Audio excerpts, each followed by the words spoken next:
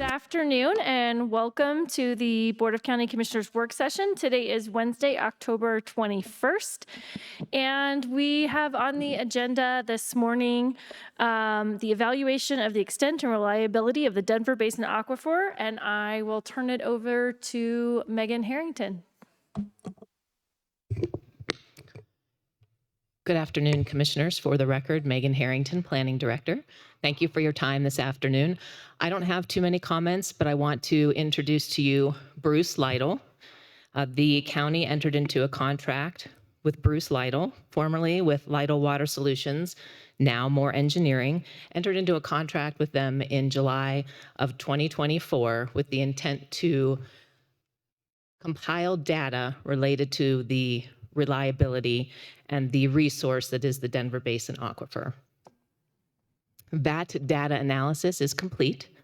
After the work session today, we will post the slides and the evaluation on the county website, on the county planning website, along with the video direct to the work session for the public.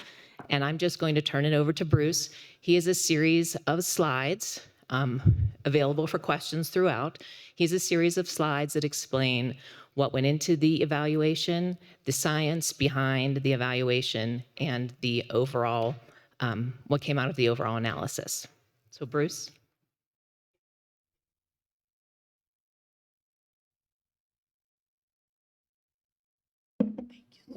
Thanks, Megan, and thank you, Commissioners, for the opportunity to do this presentation for you today.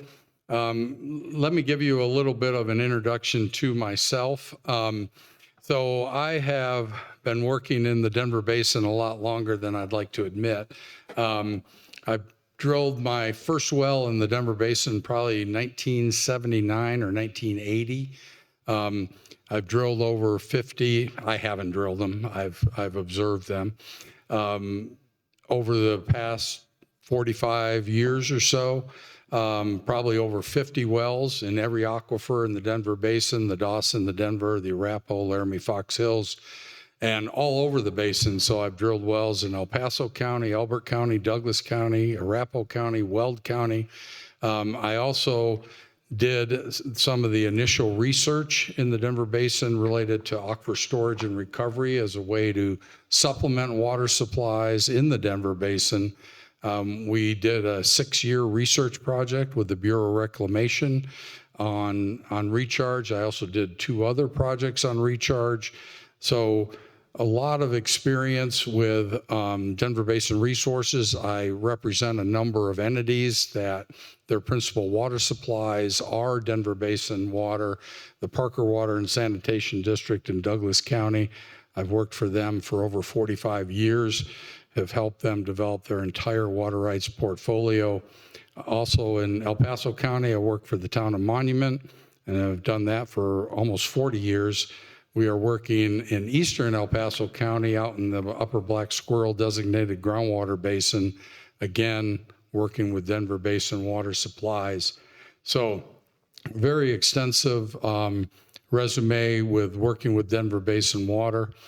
In addition to that, that's not directly developing Denver Basin water, but we have been the water resource consultant to Douglas County for about 30 years. In fact, we did a study for Douglas County somewhat similar to this, where we evaluated the resources of the Denver Basin and then helped them write their Section 18A, which is the Water Supply Overlay District. And those regulations are still in place today. And so since the mid-90s, I have reviewed every land use application that has a water use associated with it to render opinions for the planning department relative to the reliability, the sustainability of the water supply that is proposed for that application. So with that, I will launch into my presentation. Feel free to jump in at any time. If there's something I'm saying that you don't understand or you just have questions or comments, I'm more than happy for it to be an interactive presentation. I always like that the best.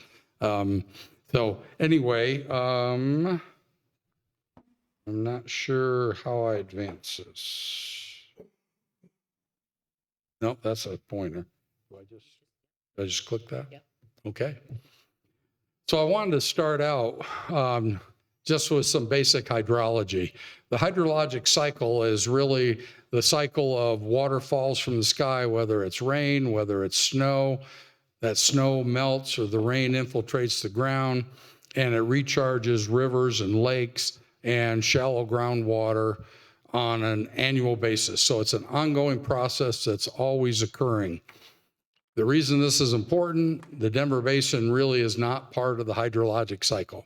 The Denver Basin was deposited, the water in the Denver Basin was deposited 50 to 75 million years ago with the uplift of the Rocky Mountains and sediment shedding off of that uplift. And so that water was put in place, but there's very little recharge that occurs to the Denver Basin today. So what we have is basically a big bathtub, a very large bathtub, but it is the water that's in place, and that really is the resource of the Denver Basin. So what does the Denver Basin look like? This is a cross-section going from south to north, and you see Colorado Springs on that.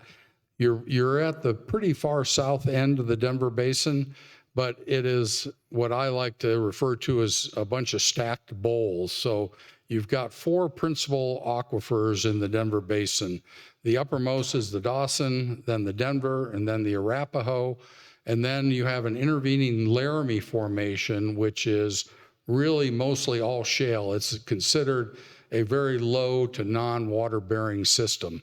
And then the final aquifer is below that, the Laramie Fox Hills. So there's really four principal aquifers in the Denver Basin. And if you look at the plan view on the lower left-hand side, you can see it's like stacked bowls. The Dawson is the smallest because it's on top. And then there's been a lot of erosion. And so the Denver is bigger, then the Arapahoe is bigger than that, and the Laramie Fox Hills is the largest of all the aquifers. Altogether, the basin covers about 6,700 square miles. So it goes from Colorado Springs on the south to Greeley on the north, and from the Hogback, essentially, or the foothills, out to Lyman. So it's a very large area. One of the interesting things, and it's really hard to see, I thought I had changed that to white, but the recoverable water and storage is interesting because it's estimated there's somewhere in the order of 260 million acre feet of water that's recoverable in the Denver Basin. That's a lot of water. If you're not familiar with an acre foot will probably serve 2.5 homes per year. So there's a lot of water that's available in the Denver Basin. And I'm going to stop for just a moment because I left my water over here.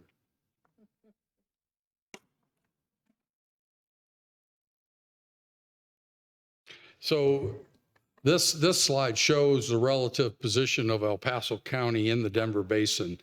And you cover about 17% of the total area of the Denver Basin.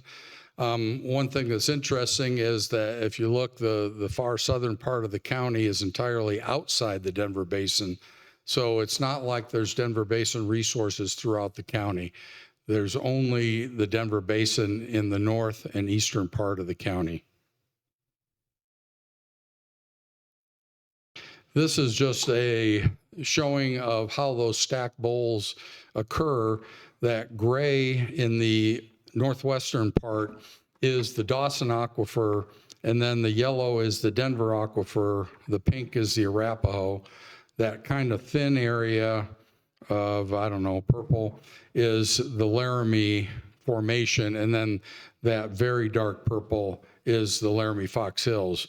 So you can see that the Dawson doesn't cover a whole lot of the county, the Denver quite a bit more, and then the Arapahoe and the Laramie Fox Hills cover a little bit more of the area. But again, this is confined to mostly the northern part of the county. So I want to talk about going to give a little hydraulics lecture here. And this is incredibly important as it relates to the water supply in the Denver Basin and the reliability of that water supply in the Denver Basin. So there's concepts related to water when it's held in storage in the ground.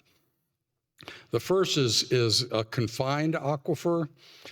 A confined aquifer means that the water-bearing sandstone, for example, is fully saturated and it's under pressure that's greater than atmospheric.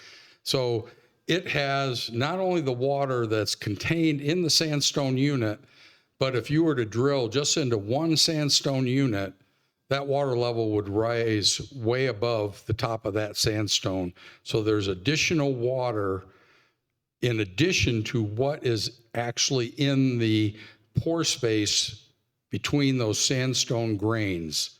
And this is really important, and I'll explain why it's so important just here in a minute. So if an aquifer is fully confined, that means the water level, if you drill a well, the water level is going to raise to above the top of the aquifer. Partially confined, and this happens a lot because these aquifers are being pumped, is that water levels may start out above the top of the aquifer, but during pumping and maybe even under static conditions, they drop part way into the aquifer, but not all the way through the aquifer. And the reason it's partially confined is because while we call it the Dawson Aquifer or the Arapahoe Aquifer, it's not one big aquifer.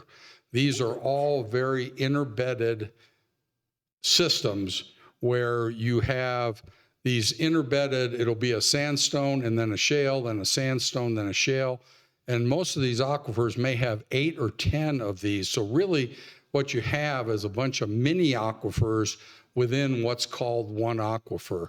And so that's why these aquifers can be partially confined, because the lower sands still are under pressure, whereas maybe the upper sands aren't. And that becomes a really important factor when we look at reliability and sustainability of the supply. An unconfined aquifer means that the water level has dropped below the top of that water-bearing strata. And so that water is just contained at atmospheric pressure.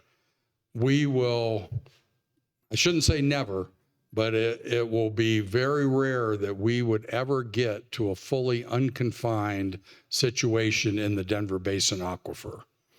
And I will show you a little bit of that here in just a minute. So just to put this in the context of a water supply system, if you have a pipe, a distribution pipe in the city, all those pipes are under pressure.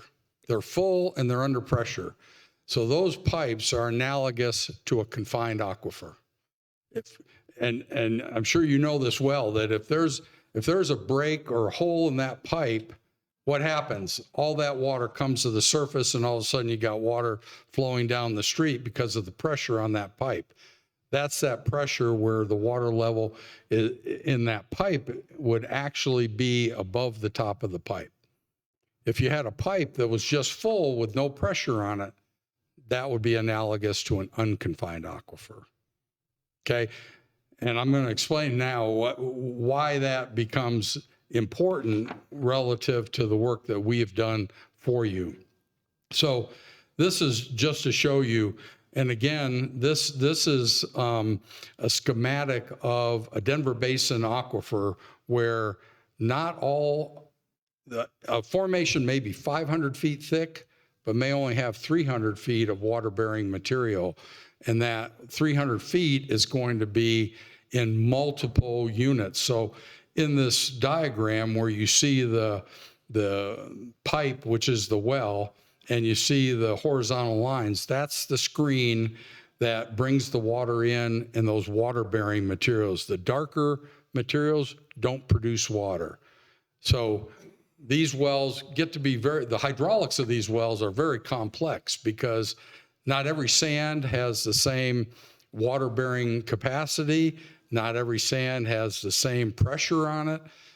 But when you drill a well, what you get is a composite of all of that. And so nobody's going to drill partway into these aquifers because they're expensive, and you wouldn't do that. So we don't really know the specific characteristics of every one of these sandstone units within an aquifer. We just know from a composite standpoint what these wells will produce and what the impact is from producing that water. Historically, all of the Denver Basin aquifers have been fully confined. Water levels have been way above the top of the aquifer. Even when you pump it, the water levels stay above the top of the aquifer. So that is a fully confined well, and it stays fully confined whether you're pumping it or not. That's generally not the situation we're in today.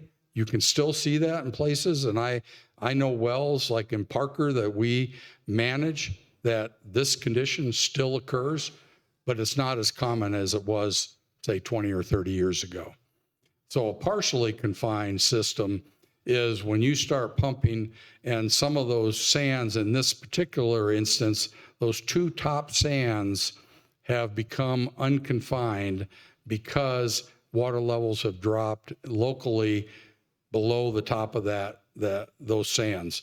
But every one of those sands, there's 1, 2, 3, 4 more, 5 more sands below that are still fully confined. So that's why they're called partially confined, because you have most of the sands below that blue line, which is the drawdown that's occurring from pumping.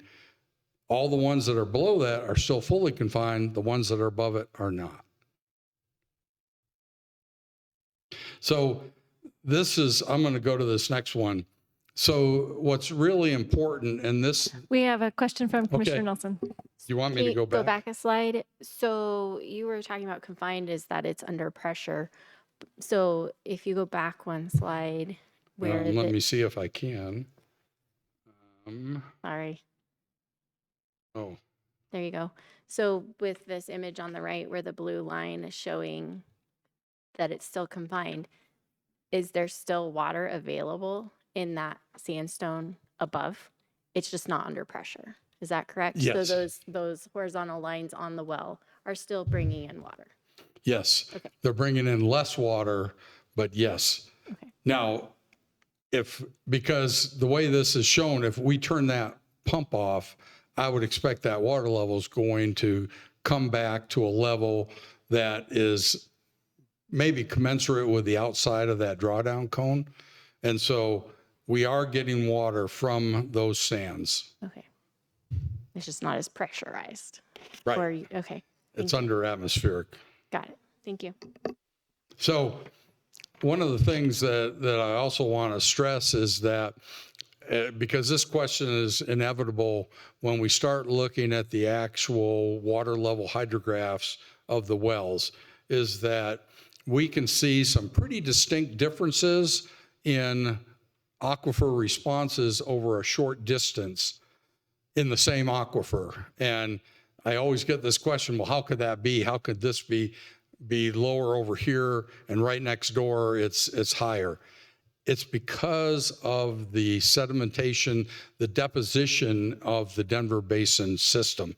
This is what it looks like, is that when sediments were deposited over time, it's just like you can think of it storms today, right? In a stream, if you're up in the mountains and you get a big storm, you can get a lot of flow and it will carry sands and gravels because it's moving fast, and you can keep sands and gravel in suspension and they'll get deposited way downstream. And then you have another storm that's not as intense, and it won't even take any sands and gravel, it'll only take silts and clays. And so that's the kind of depositional environment we've got here. And that's why you've got all this interbedding.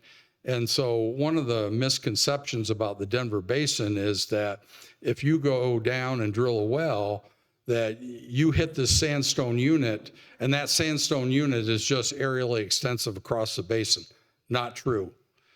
A lot of these will peter out, and so, well, I guess let me,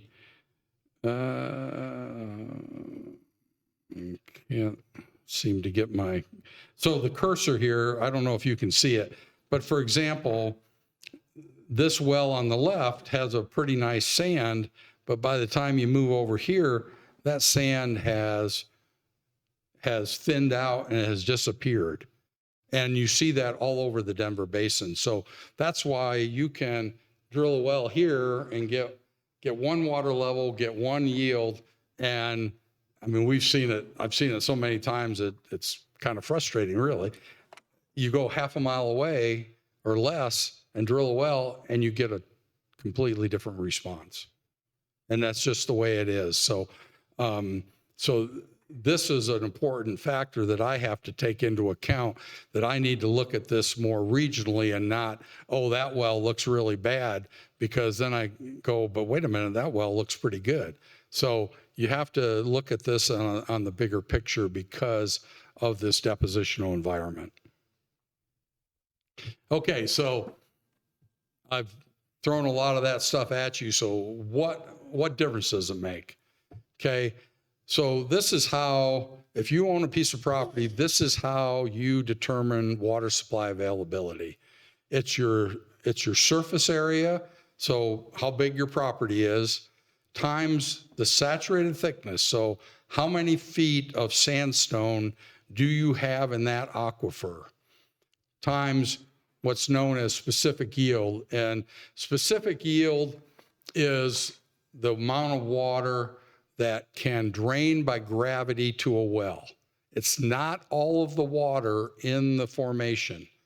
My analogy that I always use for specific yield is a sponge. You can take a sponge, get it all wet, and water's dripping out of that sponge, and you can squeeze it as hard as you can squeeze it. The water that comes out is specific yield. But can you ever squeeze it so hard that that sponge is dry? No, you can't. Some of that water is held by that sponge, same way it's held in these formations by surface tension, and that's called specific retention. So that's water that's retained that you cannot get out of that formation. And so that's why you use specific yield to estimate flow availability. Okay. Statutorily, you divide this by 100, because in the state of Colorado and the Denver Basin rules, you have a 100-year supply and you divide it by 100 to get your annual allocation. Of course, as you all know, in El Paso County, you have the 300-year rule, and so you would then take that number and divide it by 3. Here's the important point, is that saturated thickness. Saturated thickness is the amount of water that's physically contained in that sandstone unit, in the space between the grains of the sand, and it's the amount that you can drain by gravity. So in that allocation method, you do not get any credit for the pressure on the system. So there's actually quite a bit more water beneath a property than what gets allocated.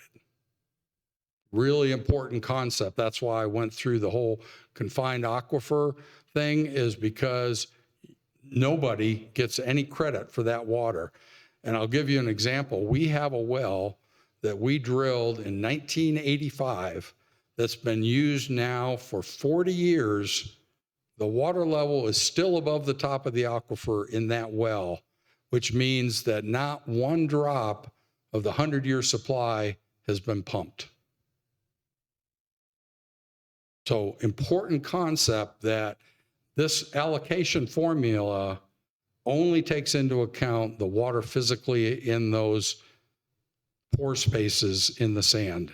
It does not take into account that pressure. So right from the start, you're underestimating the amount of water in storage beneath any property. And then, of course, in El Paso County, you divide that by 3, so you are spreading that out even more. So this is just to show you how you do this. So you basically take your property and it's like a layer cake. is that this would represent the ownership of the land. So you then calculate how much saturated thickness there is in each of the 4 aquifers, and then you go through that allocation formula. That's how the water is allocated statutorily in the Denver Basin. So, Can we just get a moment for a question from Commissioner Nelson? You're gonna learn. I ask a lot of questions. I think this is I so love it. fascinating. So that saturated thickness, is that based on a theory, or are they actually going out and taking a measurement to see what that amount of physically contained water is in the sandstone? good question. So the saturated thickness, the state in 1985 with Senate Bill 5, they came out with maps of the saturated thickness in the Denver Basin. And it was based on all the wells that had been drilled to date. So of course there is some interpolation, maybe some extrapolation in places, but they have some presumptive values. And since that time, they have put online a tool where if you know where your property is, you can put your property in and hit a button, and it'll tell you what your estimated water is beneath your property based on the saturated thickness and its interpretation of the available data. So they update that, I think, periodically, because obviously there's a lot of wells that keep getting drilled, so we keep getting a better database of what those saturated thicknesses are. But even with all of that, it's possible that, let's say that I estimate I've got 200 feet of saturated thickness in the Arapahoe beneath the property, and you go to court, you get a water court decree. There's always a provision in there that when you actually drill it, if there's 195 or if there's 205, then that number can be adjusted. But my experience has been that we typically come within 5% or less of those estimates. They're usually really pretty darn good.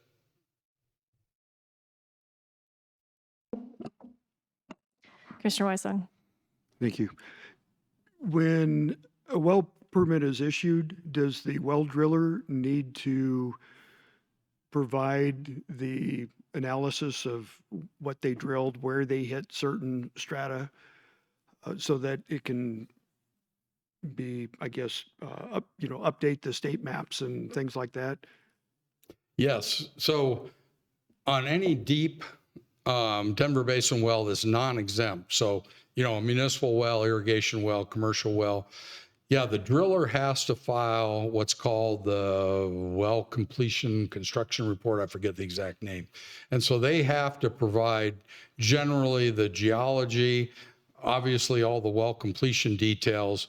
But the main thing, and I'll show you one here in just a second, is that all deep wells have to be geophysically logged. And that's much more accurate than you're standing there and looking at cuttings coming out of the hole and saying, this is a sand, this is a clay. And so these geophysical logs have to be filed with the state, and the state keeps an entire inventory of those. So anybody can go and look at those geophysical logs, but that's what they use to then update this tool that has the saturated thickness at every location. Okay. So the driller is responsible. Typically on big wells like this, there'll be an engineer like me so whenever we're on a well, we'll file that geophysical log, because that's really more of an engineering kind of thing than a driller. But the driller does have responsibility for reporting on the well, the top, the bottom. They have to stay within their permitted range. Okay, thank you. So just want to go through this allocation method. So the one thing, there's a number of things that are very simplified in that allocation method, is that they assume that there's just one big sandstone unit. When they do saturated thickness, there's no acknowledgement that this is all interbedded. It's just one sandstone unit. And If you drill a well, it's considered, and you get a saturated thickness from your geophysical log, it's assumed that that's continuous across your property. Probably not true. As I've mentioned, there's no consideration for water that's contained under pressure. And so because of that, there are some misleading conclusions that come out of this is how much water you have beneath your property and this is how much you can produce. So this is the geophysical log right here. And I know it looks like just a bunch of squiggly lines, and it is, but I'll bring your attention to the right-hand side, those red lines. So sandstones are very resistive, and shales, clays are not.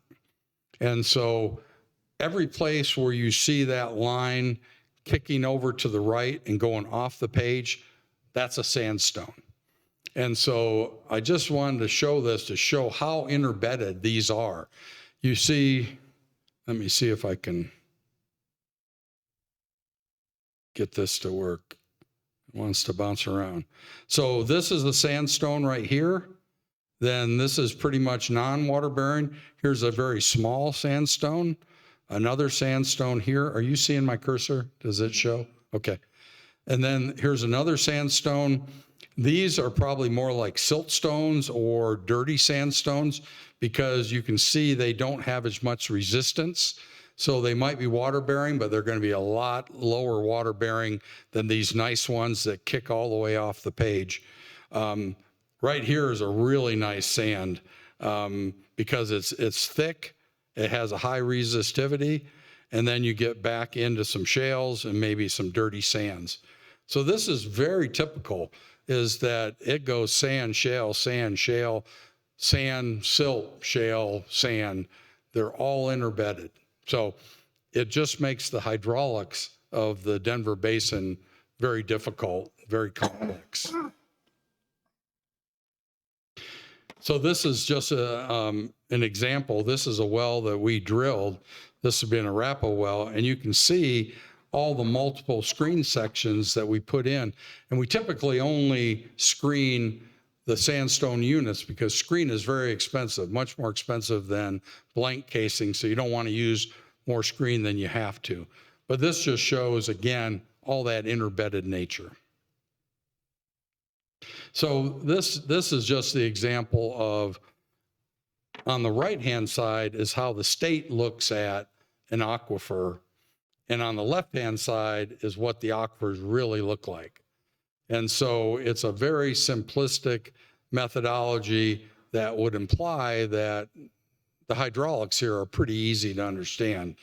The left-hand side tells you that this is not so easy to understand the hydraulics and what's happening.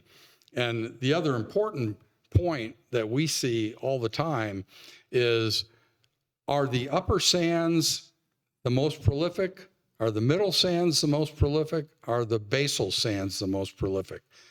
Obviously, you want the lowest sands to be the most prolific because they're under the most pressure. But that doesn't always happen.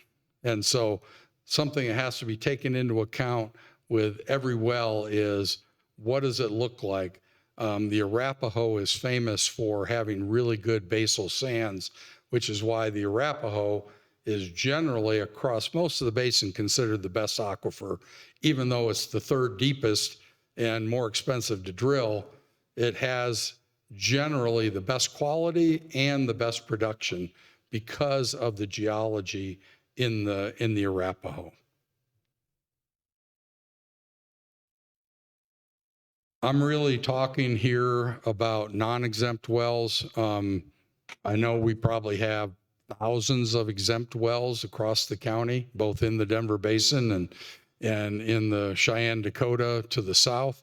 But we're really just talking about non-exempt wells here. So non-exempt wells are your larger wells. They're your municipal, commercial, irrigation wells. And this really, when we looked at evaluating this, we really focused on the non-exempt wells. And there also were a number of USGS monitoring wells, which are really great because one of the things that, again, complicates this is when you start looking at a long hydrograph of water levels in a well. Was that well pumping? Had that well just shut off? Has that well been off for 2 months? Is it a static? So you've got all these different things. And without getting into a lot of detail, when you're under pressure, that pressure equilibrates across the entire area. It's not just beneath your property. So someone pumping nearby under confined conditions is reducing the pressure on your well, even if you're not pumping it. So everything is complex, is the bottom line. So with all that preamble, wanted to get into what we're really here for, which is to go over the results of our study and what it means in terms of reliability, the county policy on Denver Basin, and where do you go from here, I think is kind of the focus here. So what we did is we looked at the structure of each of the Denver Basin aquifers, because again, it changes because you've got some really deep parts of the basin in the northwestern part of the county. As you go east, it starts to thin. As you go south, it starts to thin and actually outcrop. So you've got all kinds of changing conditions within the basin. And so what we did is we put together multiple cross sections so that we could look at each of the aquifers and how those aquifers change. Because, for example, in the northwest part of the county, the Arapahoe may be 500 feet thick. Out east, it might be 200 feet thick. And to the south, it might be 100 feet thick. So we had to put these cross sections together to understand where the wells are and how they operate given their location within the Denver Basin. So the way we've done this is we put out a request through the El Paso County, or I guess it's not the El Paso County Water Authority anymore, it's Pikes Peak Regional Water Authority, I believe. We went there and made a pitch for everybody that's a water provider to provide us with their long-term water level hydrographs. I would say that our response was less than what we had hoped for, but we did get a pretty good cross-section of data from different water providers. And that has allowed us to look at, the reason we wanted these long-term hydrographs is we want to understand what's been happening. You know, was the water level way above the top of the aquifer 20 years ago, and now it's down into the aquifer? Has it been pretty steady?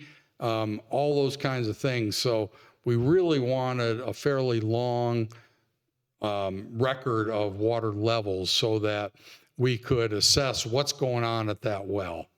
And so the other thing that occurs that on the very west side of the county, the aquifers are still very deep, is that there's some faults there. And so unlike in Douglas County, where those aquifers all come to the surface, they don't in El Paso County. They just butt up against the uplift because there's some faulting that happened. And so we have what we call boundary conditions, that if you're too close to an area, typically you want a well that's going to bring water in from 360 degrees around you. But if you get close to like the edge, you may only be getting water from say 180 degrees, because as you start pumping, it reaches out and the Denver Basin's not there anymore. And so you don't get any water from that. Same would be true on the south end. When you get close to the outcrop, now you're getting water maybe 180 degrees from the north, but from the south, you're not. Same thing out to the east, you're not getting as much water. So one of the things we look at is the boundary conditions, and our boundary conditions affecting the yields in these hydrographs. So with that, let me show you the kind of what the basin looks like with these cross sections. So to help with our analysis, we actually made 8 different cross sections, and you can see they're either east-west or north-south, except for HH prime. We did that one specifically because this is a very intensely developed area of the Denver Basin. This is going basically from the Palmer Divide down through the Colorado Springs area. And so there's more wells per unit area than anywhere else in the basin. So we added an extra cross section there. But the idea here was, again, to understand the structure of the basin, how it's changing along these cross sections. And I didn't put all the cross sections in here. They're all in the report, but just to illustrate some of the different areas. So cross section AA prime goes from west to east to the edge of the county. And as you can see, on the very west side of the county, the aquifers are still very deep. In Douglas County, all of the aquifers turn up at about a 70-degree angle along the hogback, and they all outcrop. You don't see any outcrops here. They all are still at depth on the west side. And I didn't put I should have put a legend on here, but the gray is the Dawson, the orange is the Denver, yellow is the Arapahoe, the brown is the Laramie, which is essentially a non-water bearing and not considered one of the principal Denver Basin aquifers. And then that brown at the bottom is the Fox Hills sandstone. So you can see that the Dawson outcrops along as you're going from west to east. So you're looking probably into the Black Forest area here, because this goes across the northern part of the county. The Dawson disappears, it outcrops. And the Denver also outcrops on the far eastern side of the county, whereas the Arapahoe and the Fox Hills extend out past the eastern county line. And then if you go further south, so now we're a little further south and are south of where the Dawson and Denver have outcropped. So now we only have the Arapahoe, the Laramie, and the Fox Hills sandstone. So this would be more down in the Springs area where the Dawson and Denver have outcropped to our north. And so you can see that the thicknesses stay relatively consistent across the county going from west to east, but you're now down to 2 aquifers. DD prime is a north to south cross section. And this would be on the western part of the county. And so you're still seeing all 4 aquifers at that location, because again, we're going from the north end of the county, and the north and the west end of the county has all 4 aquifers. And then again, similar to the last one, if you move east in the county, but you're going from north to south, you've got the Denver, Arapahoe, and Fox Hills. But you can see again that the Denver outcrops, so this would be going to the southern end of the Denver Basin. So all of the formations ultimately outcrop because the Denver Basin doesn't go to the southern end of the county. And so you see relatively consistent thicknesses, but ultimately they all outcrop. So with that, I wanted to go through each aquifer individually.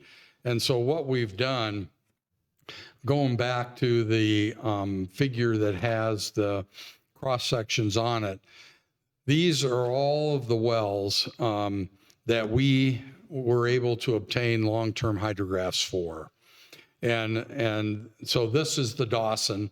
And as you can see, obviously the highest concentration of Dawson wells, as you might expect, is up in the Palmer Divide area.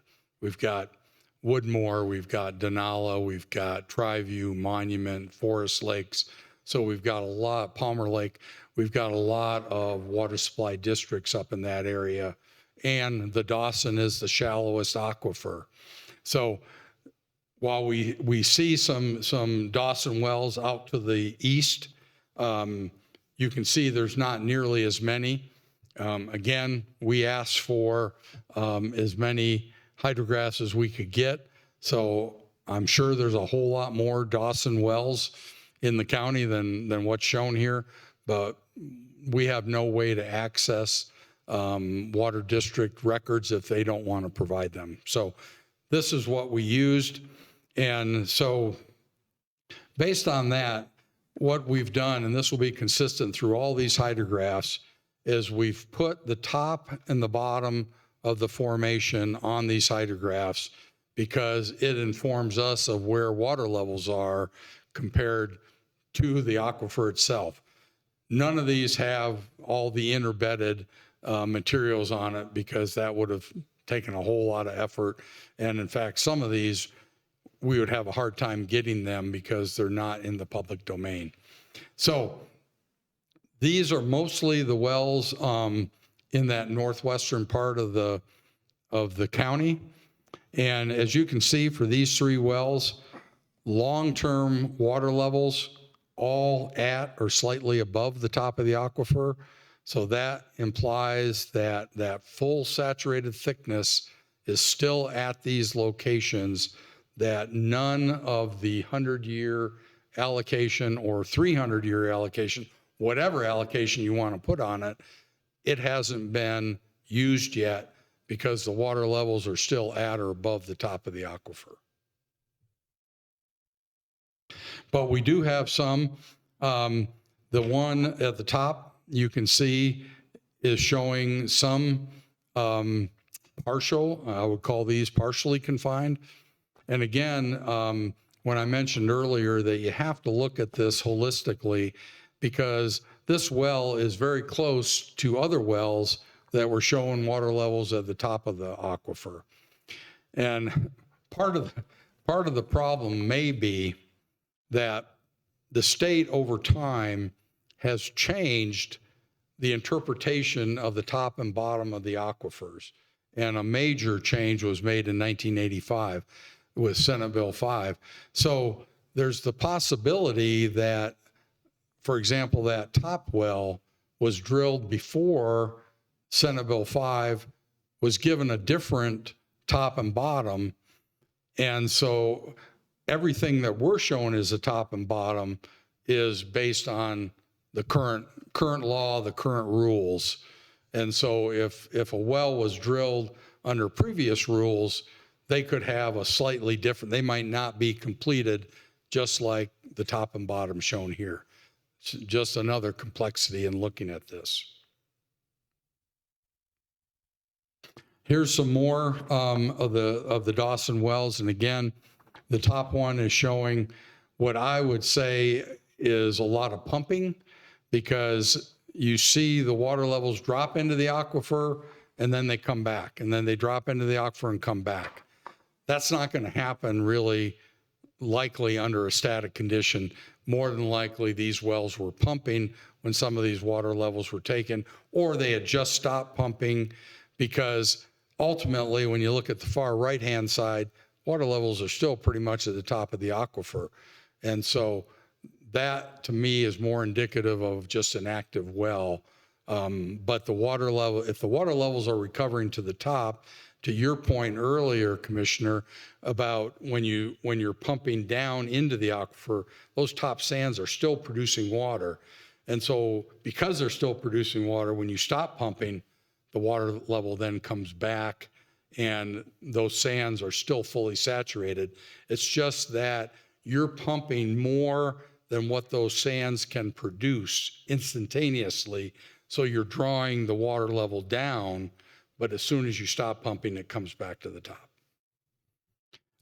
You can see again, the one in the middle is indicating some pretty significant dewatering of the top of the system.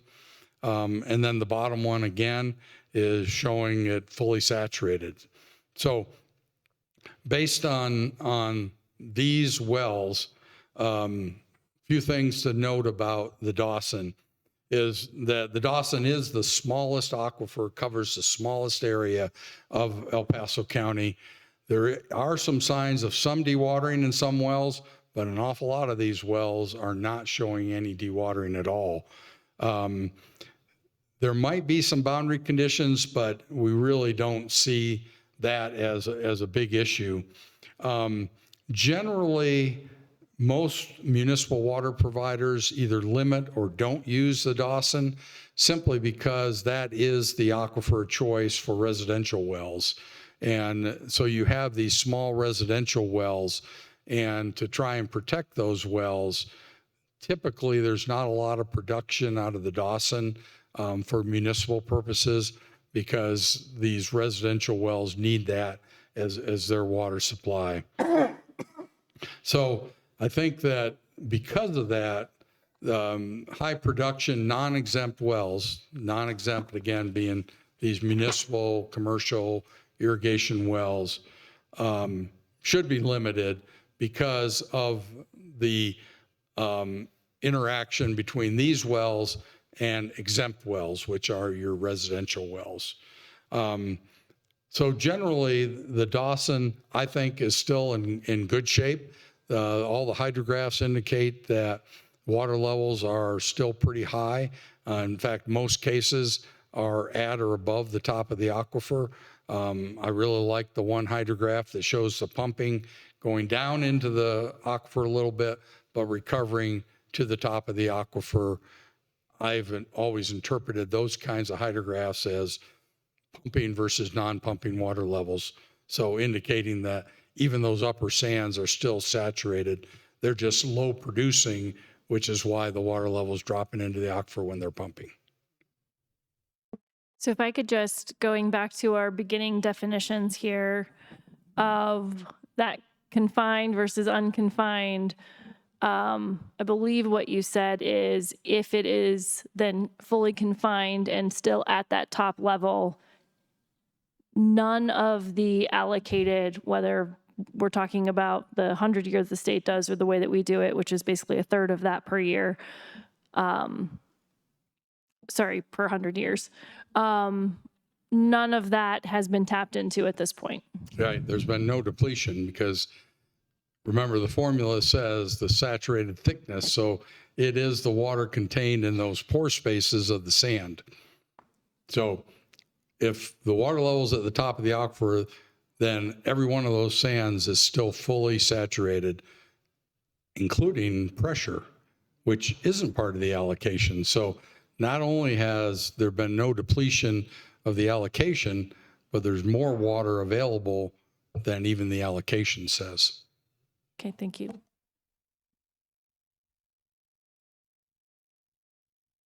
So I'm going to just go down through all the aquifers. Okay.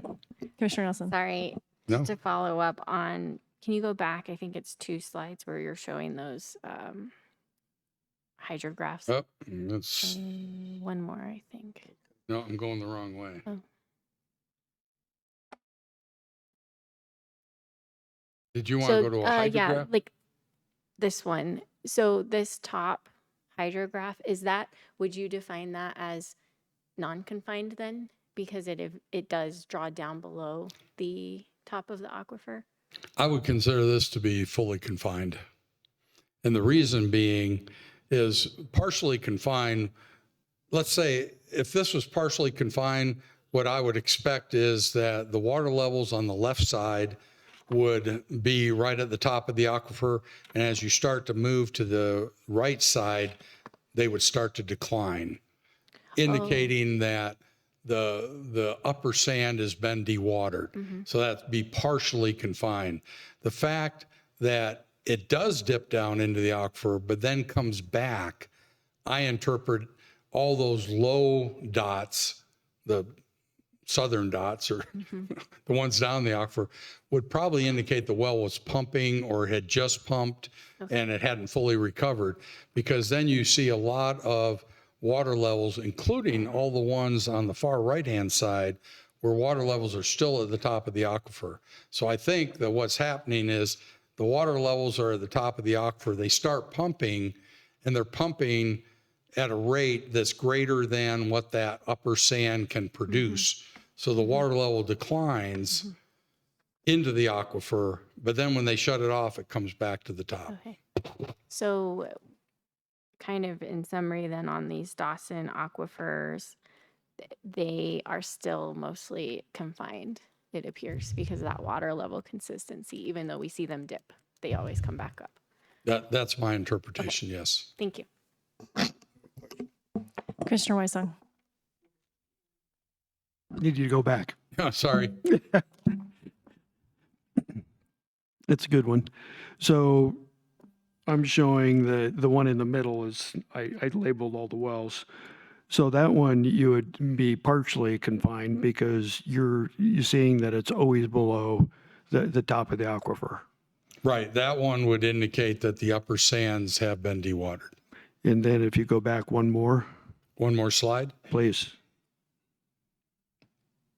And then there at the top, same kind of a scenario. And these two wells are basically right next to one another. I have no idea where in the if that's Woodmore or somewhere else, but so here you're actually are showing on these particular wells, okay, it did drop, 100 feet or whatever it is in volume potentially between this one and you go to the next page, again in the middle, because you're seeing maybe 100, 150 feet. If the water level is right at the 7,000 foot level and the top of the aquifer is what, 72? Mm-hmm. So, Yes. okay, all right. Yeah, and again, I think in this middle hydrograph, again, I think you see some pumping effects of, if I can.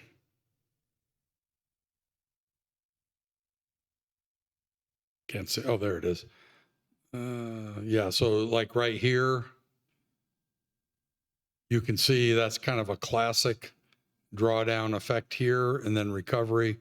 And we're missing data, but I think this is probably pumping too. But so under pumping conditions, it's pulling down even further, but then it recovers, but those upper sands would be dewatered, assuming that these top and bottom are correct for that particular well. Now, since each one of those vertical lines represent a year, how would that water level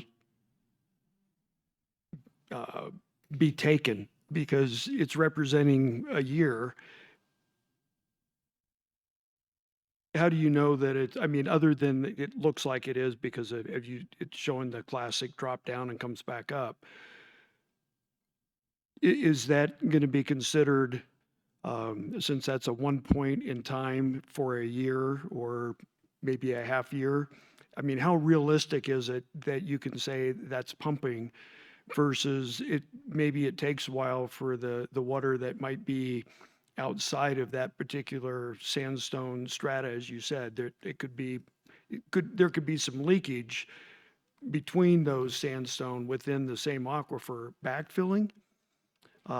Because at that point in time, how do you know that they're pumping? Well, I don't know. I'm interpreting that because there's no real good reason for the water level to decline like that and then come back up. In fact, the water levels on the right-hand side are higher than they were on the left-hand side. So there's definitely interpretation that has to be made here, and so I don't know that that's pumping, but that's a classic response. Just that curvilinear drop in water level is a classic response to pumping. Okay, thank you. I want to kind of just pull on that thread a little bit more because you pointed out just now what I was going to ask about. And I do really appreciate you adding your expertise and context to this. This is exactly why I think it's so important that we're hearing from you directly to be able to identify some of those things that you are more easily able to interpret it with your knowledge. But to the point of those dots being up a bit higher there at the end, and this is yet a pretty long and significant period of time, just any interpretation of that, because again, I would be expecting that to go downward if it were partially dewatered. In my mind, that means if they're above or they're at, I can see how the pressure, you could stay there kind of for maybe an indefinite period of time where that pressure continues, but that once it starts dewatering, then you would kind of see something more gradual. Maybe I'm wrong in that interpretation, so please correct me. But then, and you do have the one initial dot, still just a smidge lower than those 3 there at the end. But yeah, what would you account for that in particular? And I realize that, again, this is, I think if there's anything that I've learned about water over the years, it's, there's still a lot of unknowns. So, but what would you be with your knowledge, your interpretation? Well, I'm glad you asked that question because I really haven't mentioned this, which is that water levels in these wells can be related to the pumping of that well, or they can be related to regional pumping around it. Because remember the pressure. Okay, so the pressure, if I pump my well, I can affect the pressure at someone else's well. So again, lots of unknowns, but my interpretation of this would be that there is less pumping regionally of the Dawson Aquifer because maybe they go into the Denver, Arapahoe, or not using the Dawson as much, so that regionally the pumping has decreased, and so the water level has recovered a little bit. Am I right? It's certainly one interpretation, because there really is, it's not recharge. I mean, because there's very minimal recharge to the Denver Basin. So it's not like a stream or a lake that, that gets recharged every year because it's raining or snow melt. This water is the water that's there. So the only good reason that I can think of that the water levels are actually a little higher recently than they were is just less regional pumping. So you would basically make that same analysis for the bottom hydrograph, where you're at the top of the aquifer in 1985, and then in 1913 or whatever it is, you're way above. And being that this idea is for Woodmore, could this be that they abandoned this well because of being a municipality and then drop down into one of the others, and they only use it occasionally?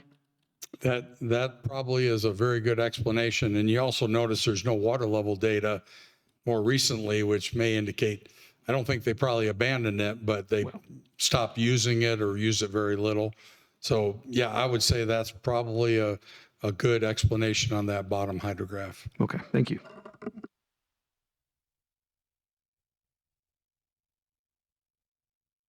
All right, so we'll go to the Denver. So the Denver, as you can see in the yellow, is much more aerially extensive.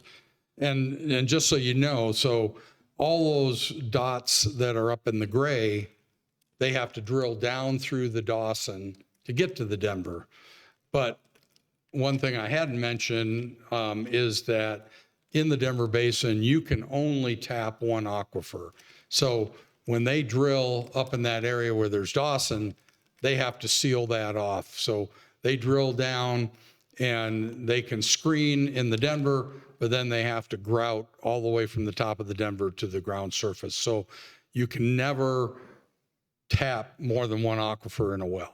So even though there's a lot of those wells that show up in that northwestern part where it's showing Dawson, these are deeper wells that have gone down through the Dawson and tapped into the Denver.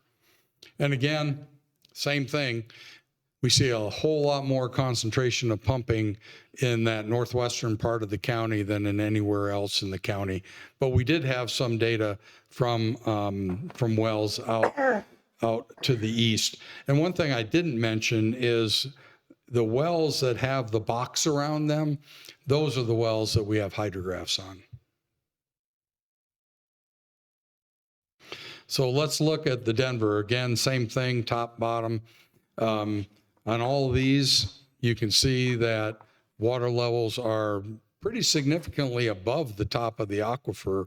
The bottom one is kind of just above the top, and there's not a lot of really recent information on that. The one at the top here is kind of your classic response for a well that's being used, in that the water level was significantly above the top of the aquifer, and over time you're seeing that downward slope, although the water level's still at the top of the aquifer. But this is kind of the classic response, and probably the one that you hear about the most, right? The Denver Basin is dropping X feet per year, and people extrapolate that to the bottom of the aquifer and say, oh my God, we're going to hell in a handbasket. Again, little simplistic explanation, but that one at the top is showing that decline. In other words, some of the pressure is being reduced on the system, but again, still at the top of the aquifer. The one at the bottom, not sure why that's showing the way it is, because it's a bit of an anomaly, but obviously it's showing pretty significant dewatering of the system at that location. Got a question, if you go Sure. back. The well ID is the same until you get to your RH, or I mean, RAH. So did maybe that just get plugged? But then if you also, last reporting period, the one in the middle, we don't see anything after 2004-ish. And then you're seeing it at the bottom of the aquifer going all the way out to 2013, almost 14.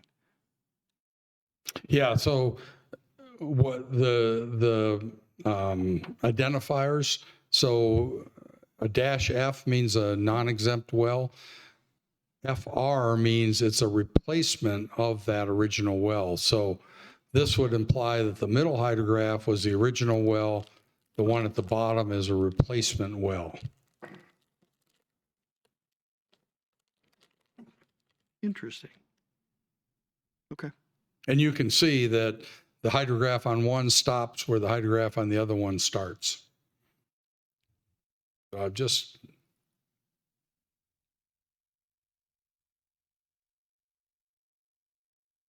But the water level is, Yeah, I mean, we'd have to look into that more specifically. That's why some of that doesn't make any sense, really, right? Because a replacement well has to be within 200 feet of the original well, or it's not a replacement well. And so you've got the water level at the top of the aquifer, and then you immediately drill a well within 200 feet and the water level's halfway down. Something doesn't seem to fit there.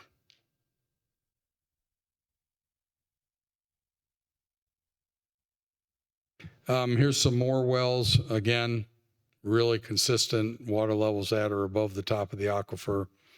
And that top one, again, this is that whole complexity and how many sandstone units you have and permeability of them, where they're located, because you've got a lot of head, a lot of pressure on that one at the top. The one in the middle, again, I think all those really low water levels are pumping, because then the water level recovers really to the top of the aquifer. And there wouldn't be any reason for that to happen other than pumping the well. If you pull the water level down that far, really what you're doing is you're pumping the well at a rate inconsistent with what the aquifer can produce. So you can pump a well, particularly these wells that have 500 feet of thickness. You can pump a well really hard and draw that water all the way to the bottom of the well. But as soon as you turn it off, it comes back, which means that you're really pumping the well a lot harder than you should because the aquifer just won't produce that kind of water. So I think that that's what you're seeing in that middle hydrograph. But again, the other hydrographs are showing water levels at or significantly above the top of the aquifer, again, indicating really there's been little to no depletions associated with the Denver. Again, we've got 2 wells that are at above the top of the aquifer, one that's showing significant dewatering. And when you look at this, a lot of times these ones that are showing some amount of dewatering are surrounded by other wells that aren't. And so that's why you really have to look at this holistically and not look at one well hydrograph and say, oh, the aquifer is really in bad shape. You need to look at the whole picture of the aquifer. So in that case, sir, would you say then where you have that single well that is kind of an outlier amongst at least these 3, and would you say then that that is more likely to its surrounding areas and what's also being pumped at the same time and a more of a regional effect? Or would you say that may be a difference in those layers as we talked about in the beginning, or maybe both? Could be both. We'd have to really dig down and understand, because the one thing that we got water level hydrographs, but we didn't get pumping records. So we don't really know regionally what's going on per unit time. The fact that these water levels are fairly consistent, but you see that kind of sawtooth effect in that well, I would again interpret that pumping, not pumping, pumping, not pumping. And so the water levels are staying fairly consistent. They're low, but they're staying fairly consistent. So really would have to look at how much is this well pumping, who's pumping around it, and that kind of detail is really beyond the scope of this. Because we're looking at the overall, and I appreciate that. We don't want to extrapolate something from a minority type of data here when we're trying to look at the entire thing. But going back to the one previously where we talked about the replacement well and thinking through both regional effects and, you saying there's something kind of not right here with the data. Is it possible? And I mean, is it possible the replacement well, or even some of these, it's just like bad luck, you picked the wrong spot based on some of those layers? And if that's the case, are there methods that are currently being used to try and choose the best spot, which might even be within a single property? So your first question, I can't imagine that, because again, a replacement well has to be within 200 feet. If they had moved a half a mile or a mile away, I would absolutely agree. But 200 feet, that'd be pretty quick to have that significant a change. So I don't think it's related. I kind of wonder if maybe there's some glitches in the data on that particular one, because like I say, we had the last water level data in the original well. It was still at the top. They re-drill it and it's immediately halfway down. So they were wrong either in the first place or in the second, maybe. So, and okay. I'm trying to remember what your second question was. Oh, about regional? No, actually. So, and maybe it's more of a moot question with your first answer, but in the event that someone has a large piece of property and they are looking at drilling a well, but it could be different, to your point, a half mile away or whatever, on a large piece of property, choosing a wise location seems to possibly have could make a significant difference in how productive that well is. So is that looked at when those wells are drilled? Are there technologies available to try and pick that best spot amongst the property, or not so much? Luck of the draw. I would say not so much. There is. I mean, you can do geophysics to try and estimate it, or you could use a water witch. But I don't think that there's a lot of technology that really helps you with that. other than understanding what's around you and looking at other geophysical logs, it's a bit of a crapshoot. Because I can tell you, we've drilled some wells that we didn't think were going to be great, that turned out great, and then vice versa. And we've got a property in Elbert County where we've drilled 4 Denver wells. 3 of them produced between 50 and 75 gallons a minute, and 1 produces 400. Wow. All on the same property, 1,300 acres, so a couple square miles, and we're seeing that kind of difference. So. Have several questions here, so we'll start with Commissioner Weissong, and we'll go to Commissioner Nelson. To piggyback on to Commissioner Geithner, you were saying that Senate Bill 5, in 85, that they've created maps.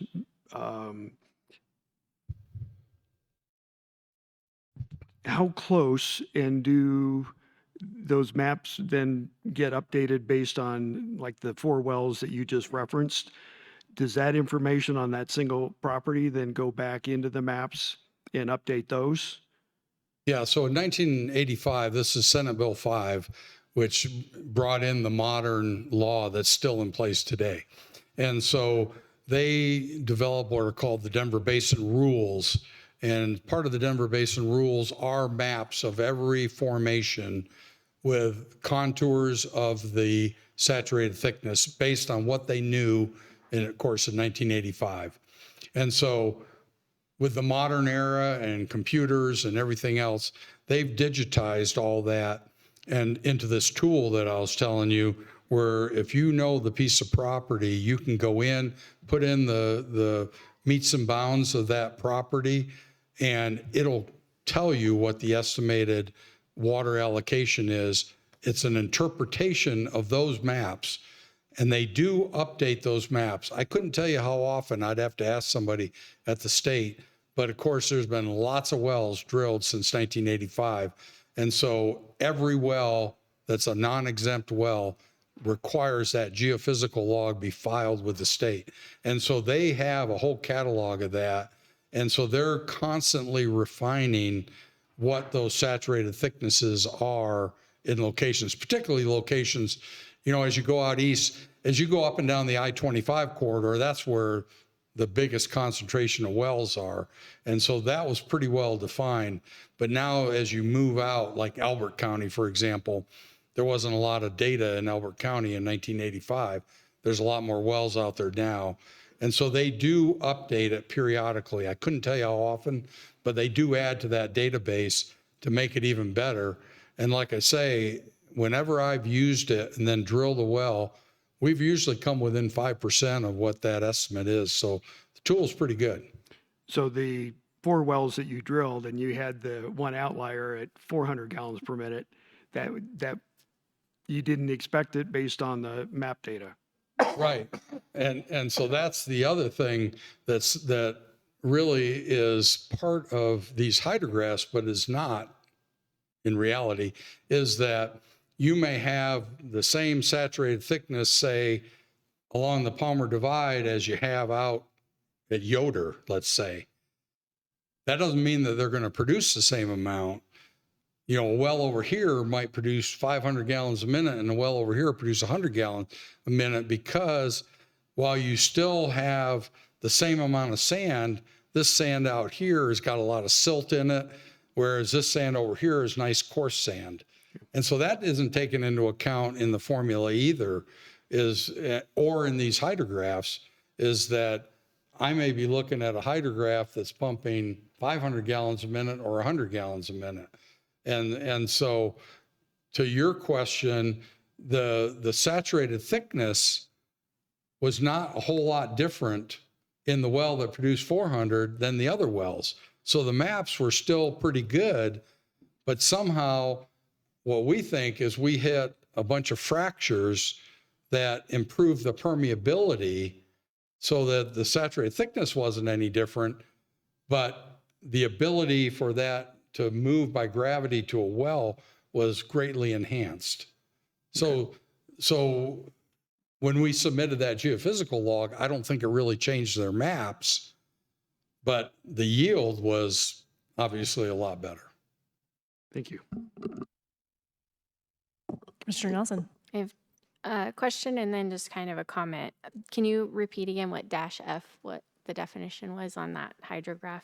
I'm sorry. Dash F, you said dash F dash R was a replacement of an original well, and then dash F on the labeling of Oh. the hydrographs. Yeah, any non-exempt well, Okay. permit is always going to be 5 numbers and then a dash F. Okay. That's a non-exempt well. So commercial. If it's a residential well, it's going to be 6 numbers and no suffix. Okay. When you replace a well, then they add an R to it. So it'd be dash F dash R. Right. So that's how I knew that that was a replacement well. Okay. So just when I look at, you've presented 15 different wells here, and 2, maybe 3, if we account for this one that's on the screen right now in the middle, have a downward trend of the water level. So 2, maybe 3 out of 15 are showing a little bit of a downward trend. The rest have consistent water levels. Is that a fair statement? Yes. Okay. And that's why I say you have to really look at this holistically and not get caught up on one hydrograph.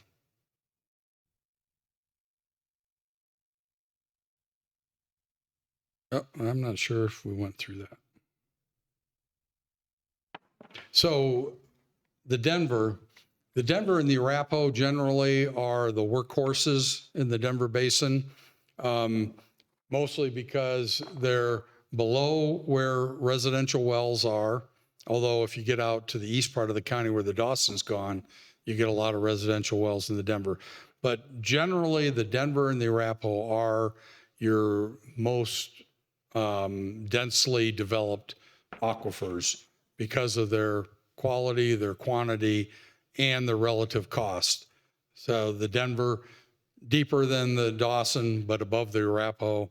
The Arapahoe has generally the best quantity and quality, so that's a very desired aquifer. As we just talked about, there does appear to be some local dewatering, although overall, we don't really see that. The Denver still is in really good shape. The Denver does outcrop as you go south, and outcrops on the very eastern side of the county. And again, what I hadn't really emphasized is even if there's a fair amount of saturated thickness, as you move east and as you move south, a lot of times the yield of the wells go down because again, that depositional environment, the highest energy you can keep sands and gravels entrained, which means that they're going to be mostly on the west side. And as you start to go east, you're going to get a lot more silts and clays, even in the sands. So that, again, not all sands are created equal. Some sandstones are very high producing, and you might have the same thickness of sand out to the east that has a lot less production capability. So just because you have that saturated thickness, but again, go back to that allocation formula, not taken into account. So you get the same amount of, if you have 100 feet of sand over on the west side, it's nice, clean, coarse sands, and you have 100 feet of sand out here way east, you get the same amount of water allocation, even though it might take you 1 well to produce it all here, it might take you 3 wells to produce it out here because the yields are a lot lower.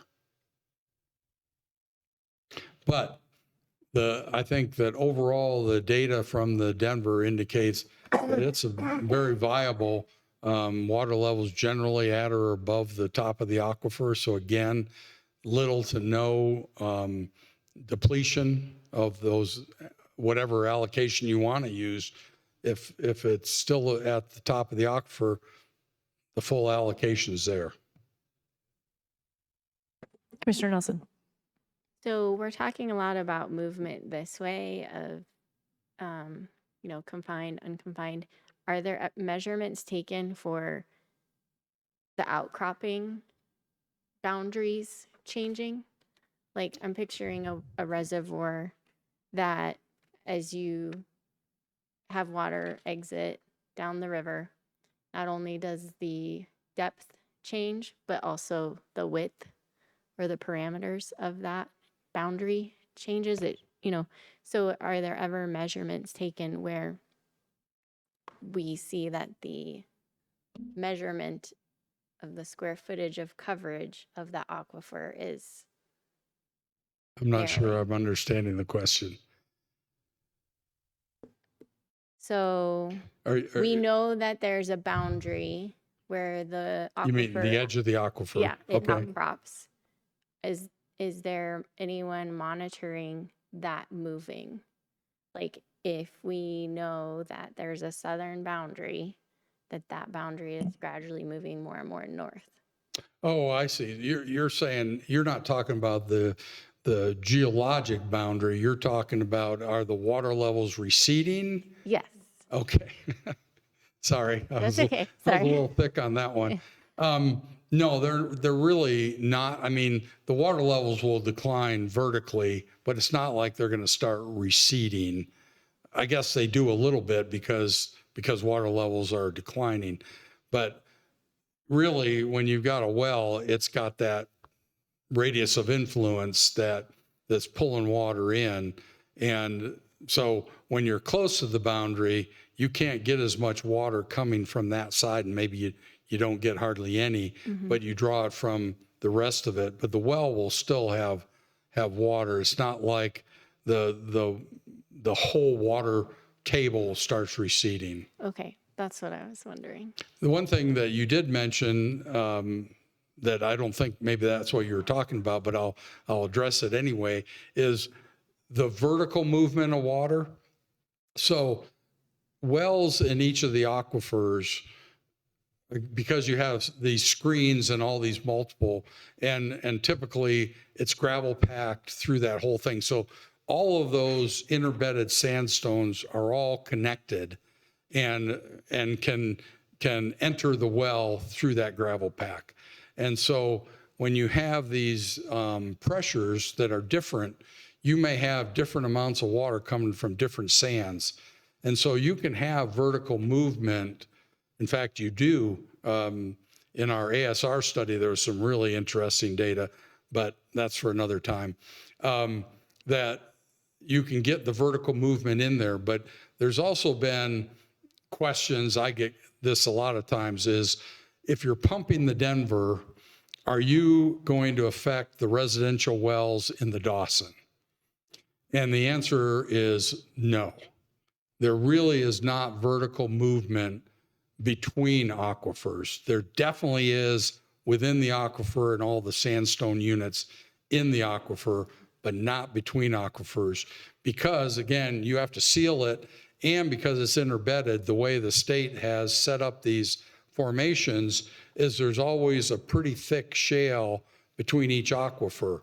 And so that shale minimizes, I won't say there's not one drop, because even shales have a limited permeability. Nothing is impermeable, but it's very, very low permeability. And so those shales keep from vertical movement. So if you're pumping the Denver, you're not affecting the residential wells in the Dawson. I don't think that was your question, but I answered it anyway. But that's a very important thing that you just brought up. So I want to kind of put that into real world context just to make sure that I'm understanding here clearly. So if we have an area that maybe has 2.5, 5 acre, or even beyond lots that are all on individual wells, and then there is also a neighborhood or development that is served by like a municipal water system, obviously a water district or something in the unincorporated county. And the local wells are in the Denver, right, which would be typical. And I assume that's mostly just because it's expensive to drill wells that deeply. But so you've got all of those houses around that are in that scenario. Maybe it's a Black Forest type situation, and then you have other more dense developments that are on that municipal water. If those wells are into the deeper ones, it is not going to affect those homeowners that are surrounding there as long as they're in the different aquifers. Right. If the homeowners are in the shallowest aquifer, and it could be the Dawson or the Denver, depending on where you are in the county, then if there's larger wells that are in that aquifer, they absolutely could be affecting them. But if they're completed in the aquifer below it, they Like will in the not. Arapahoe, then it won't affect. So likely, I don't like to speak in absolutes, but so likely if we have those municipal type wells that are in the Arapahoe, they're not going to be affecting surrounding neighbors because they're going to be in the Dawson or the Denver, likely. That's correct. Okay, thank you. Okay, I want to add to that. Is there any kind of water court limitation that when someone applies for a permit that would be in a municipal or a community well type service, that you have to go down to a different aquifer because of the amount of wells? In other words, let's say on the north side of, whatever street, you've got a whole area of 2.5, 5 acre, individual wells. And on the south side of that street, they've decided for 500 acres or whatever it is, they're going to build a big community, smaller lots, higher density, and they're going to put in a well serving all of that development. No. So there's no, you would not get a water court decree that says you have Dawson water beneath you, but you can't use it because there's residential wells around you. Now, there is a process in the water court where that could happen. And so when you make a water court, let's say I make a water court application, I'm a developer, I want, some municipal wells, and all around me are 5 acre lots that are all on residential wells. If that, let's say homeowners association or whatever, wanted to object to them using the Dawson, they can enter that case and make a case that their use of the Dawson should be limited. But they would have to proactively do that. A water court's not going to say you can't use it because, again, it's all presumptive on the Denver Basin that, assuming that it's been deeded to you, that water can be developed if you go to water court. And so that's all the water court does is they determine how much water and what the annual allocation is, and that's the basis of the decree. So they would not limit it unless there was an active opposer to the case trying to get it limited because of the interference effects. Okay, thank you. Now I'm going to ask a question of the board here. Is that something that we could ask Meggan to look into, to evaluate as one of those questions going forward?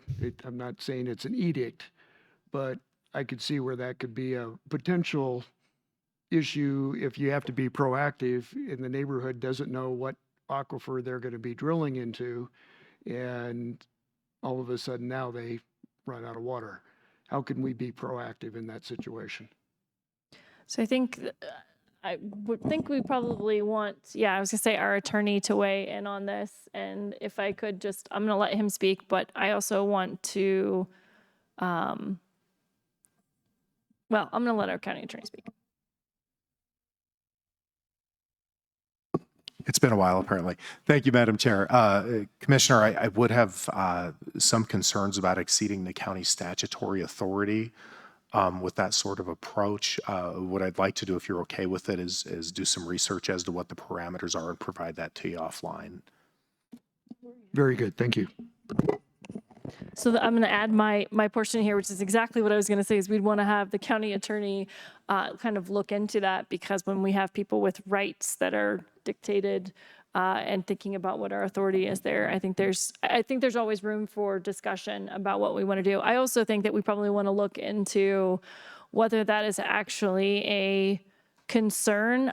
My thinking is, based on what I know from most of the water districts, is they are not in that shallowest aquifer, based on my knowledge. So I think that's a good question for us to follow up on, but it may not realistically be something that is happening. And we would want to probably determine even both what our authority is in that, but also how often that even would be happening, because I believe that most of the municipal water sources are going into those deeper aquifers. I think Commissioner Williams also has a question. Does some of that information also come in our packet with the water determination letter as to which aquifer they're drilling into and those kind of things? I see Ms. Sego standing up, so she's going to come and talk about the determination.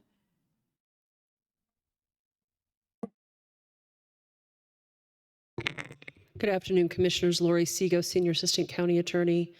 To answer your question, Commissioner Williams, if I understand it correctly, when we have a proposed subdivision that's going to be on central water, we do require, as part of that water resources report, an accounting of the wells on which that water district or water service provider relies. And so generally we see that in a table form. So it will list all of their wells.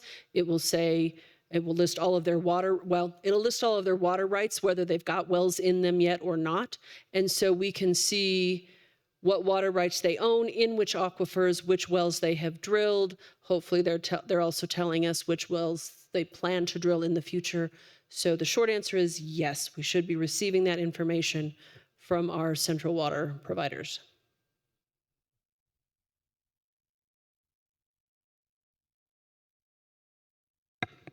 Well, if I could, the issue obviously is well-to-well interference, that if you have a big well, how much impact is it having on these smaller wells? And in Douglas County, they require, if you're in the area on the west side that's more at risk, they require applicants to provide a model showing what they're going to produce and at what locations and how much interference they're causing the neighbor wells. So that's how we deal with it in Douglas County.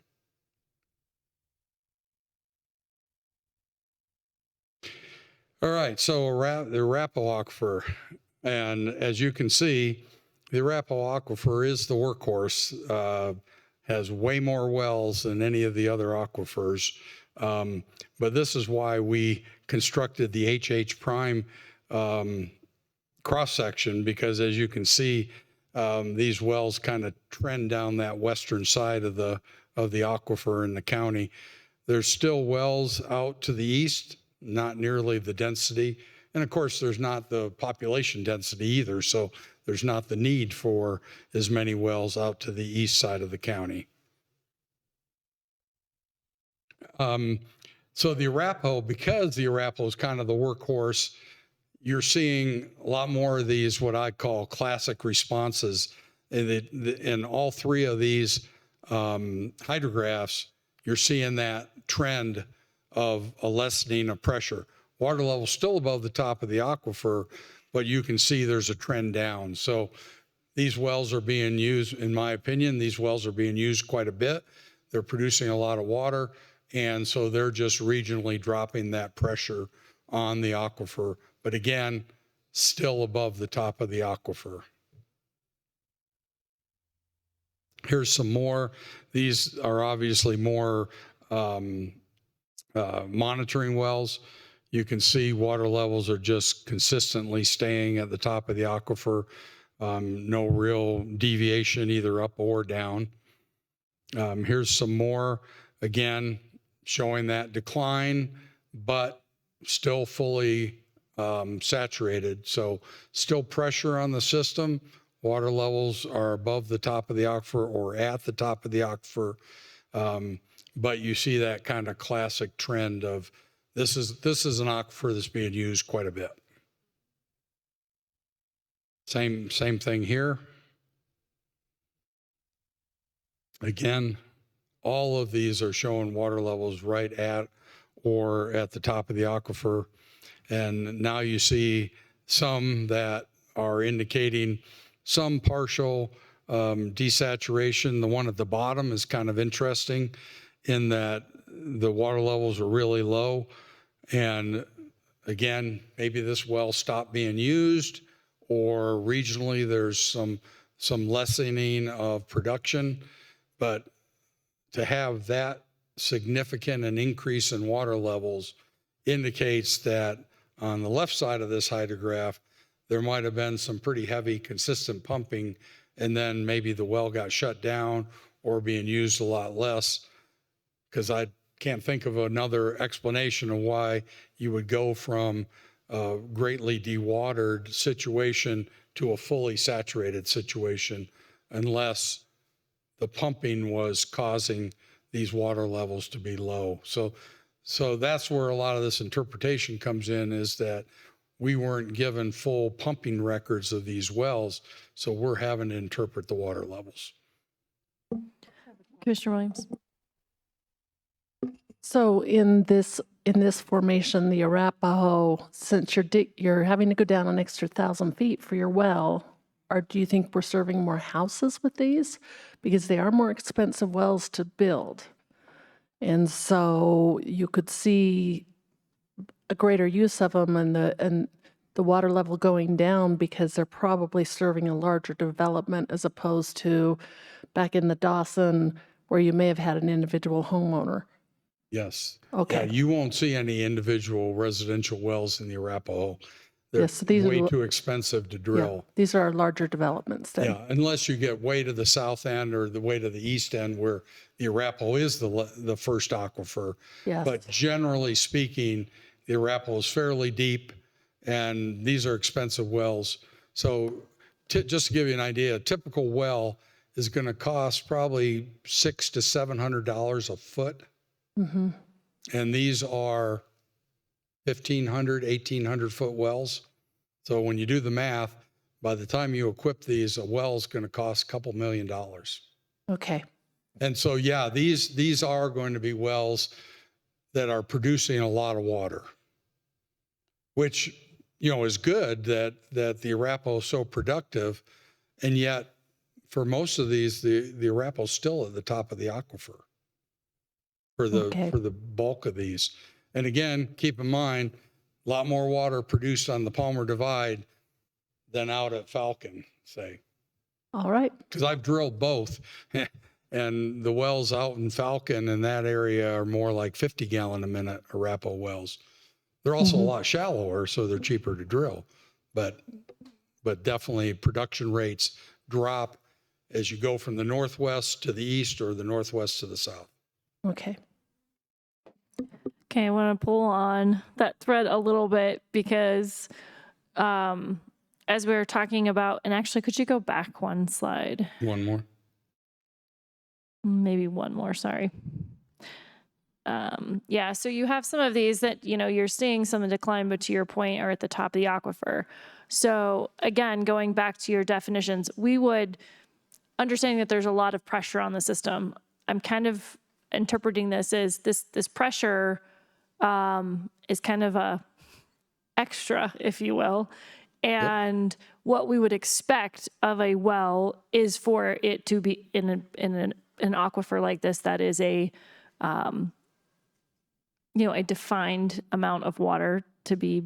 I know it's not the you can correct me on my terms here, but ultimately we would expect those to decline. It's the matter of how quickly they're declining, and again, if it's above the aquifer, we still have that 300 years available. Okay. Yeah, that's correct. And because you see these declining water levels, it's just indicating that the Arapahoe is the workhorse. And you can see, like on that middle one, you can see the water level goes down, goes up, goes down, goes up. You know, it's a very small, but that's to me indicating pumping, not pumping, so on. And you see that cycle all the way through there. But when you step back and look at the whole hydrograph, you can see that there's a trend down, but still above the top of the aquifer.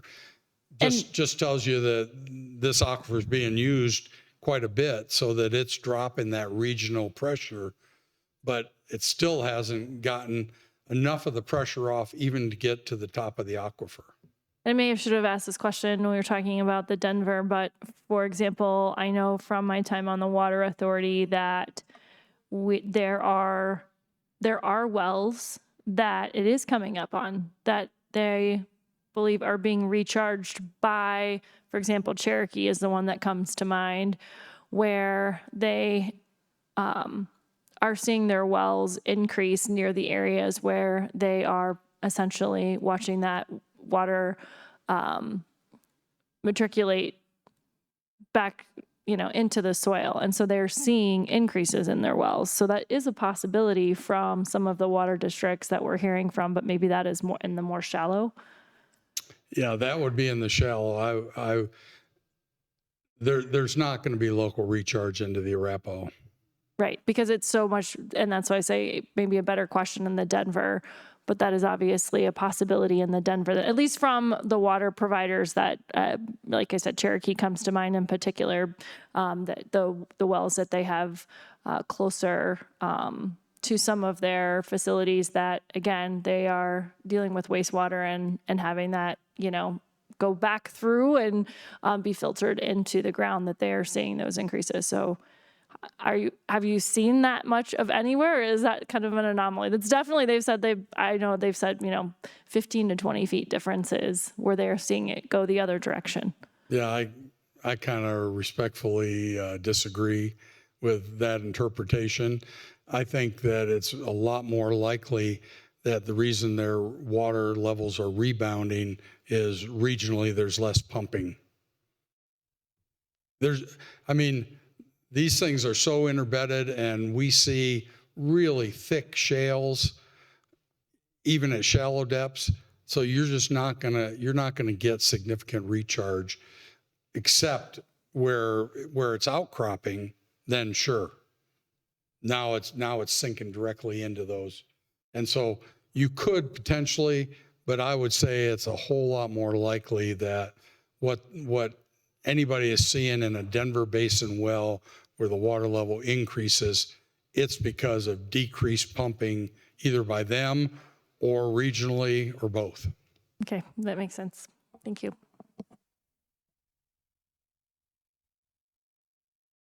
I think, yeah, so the Arapahoe it's just the workhorse. It is the favored aquifer, even though it's more expensive than to drill a Dawson or a Denver well.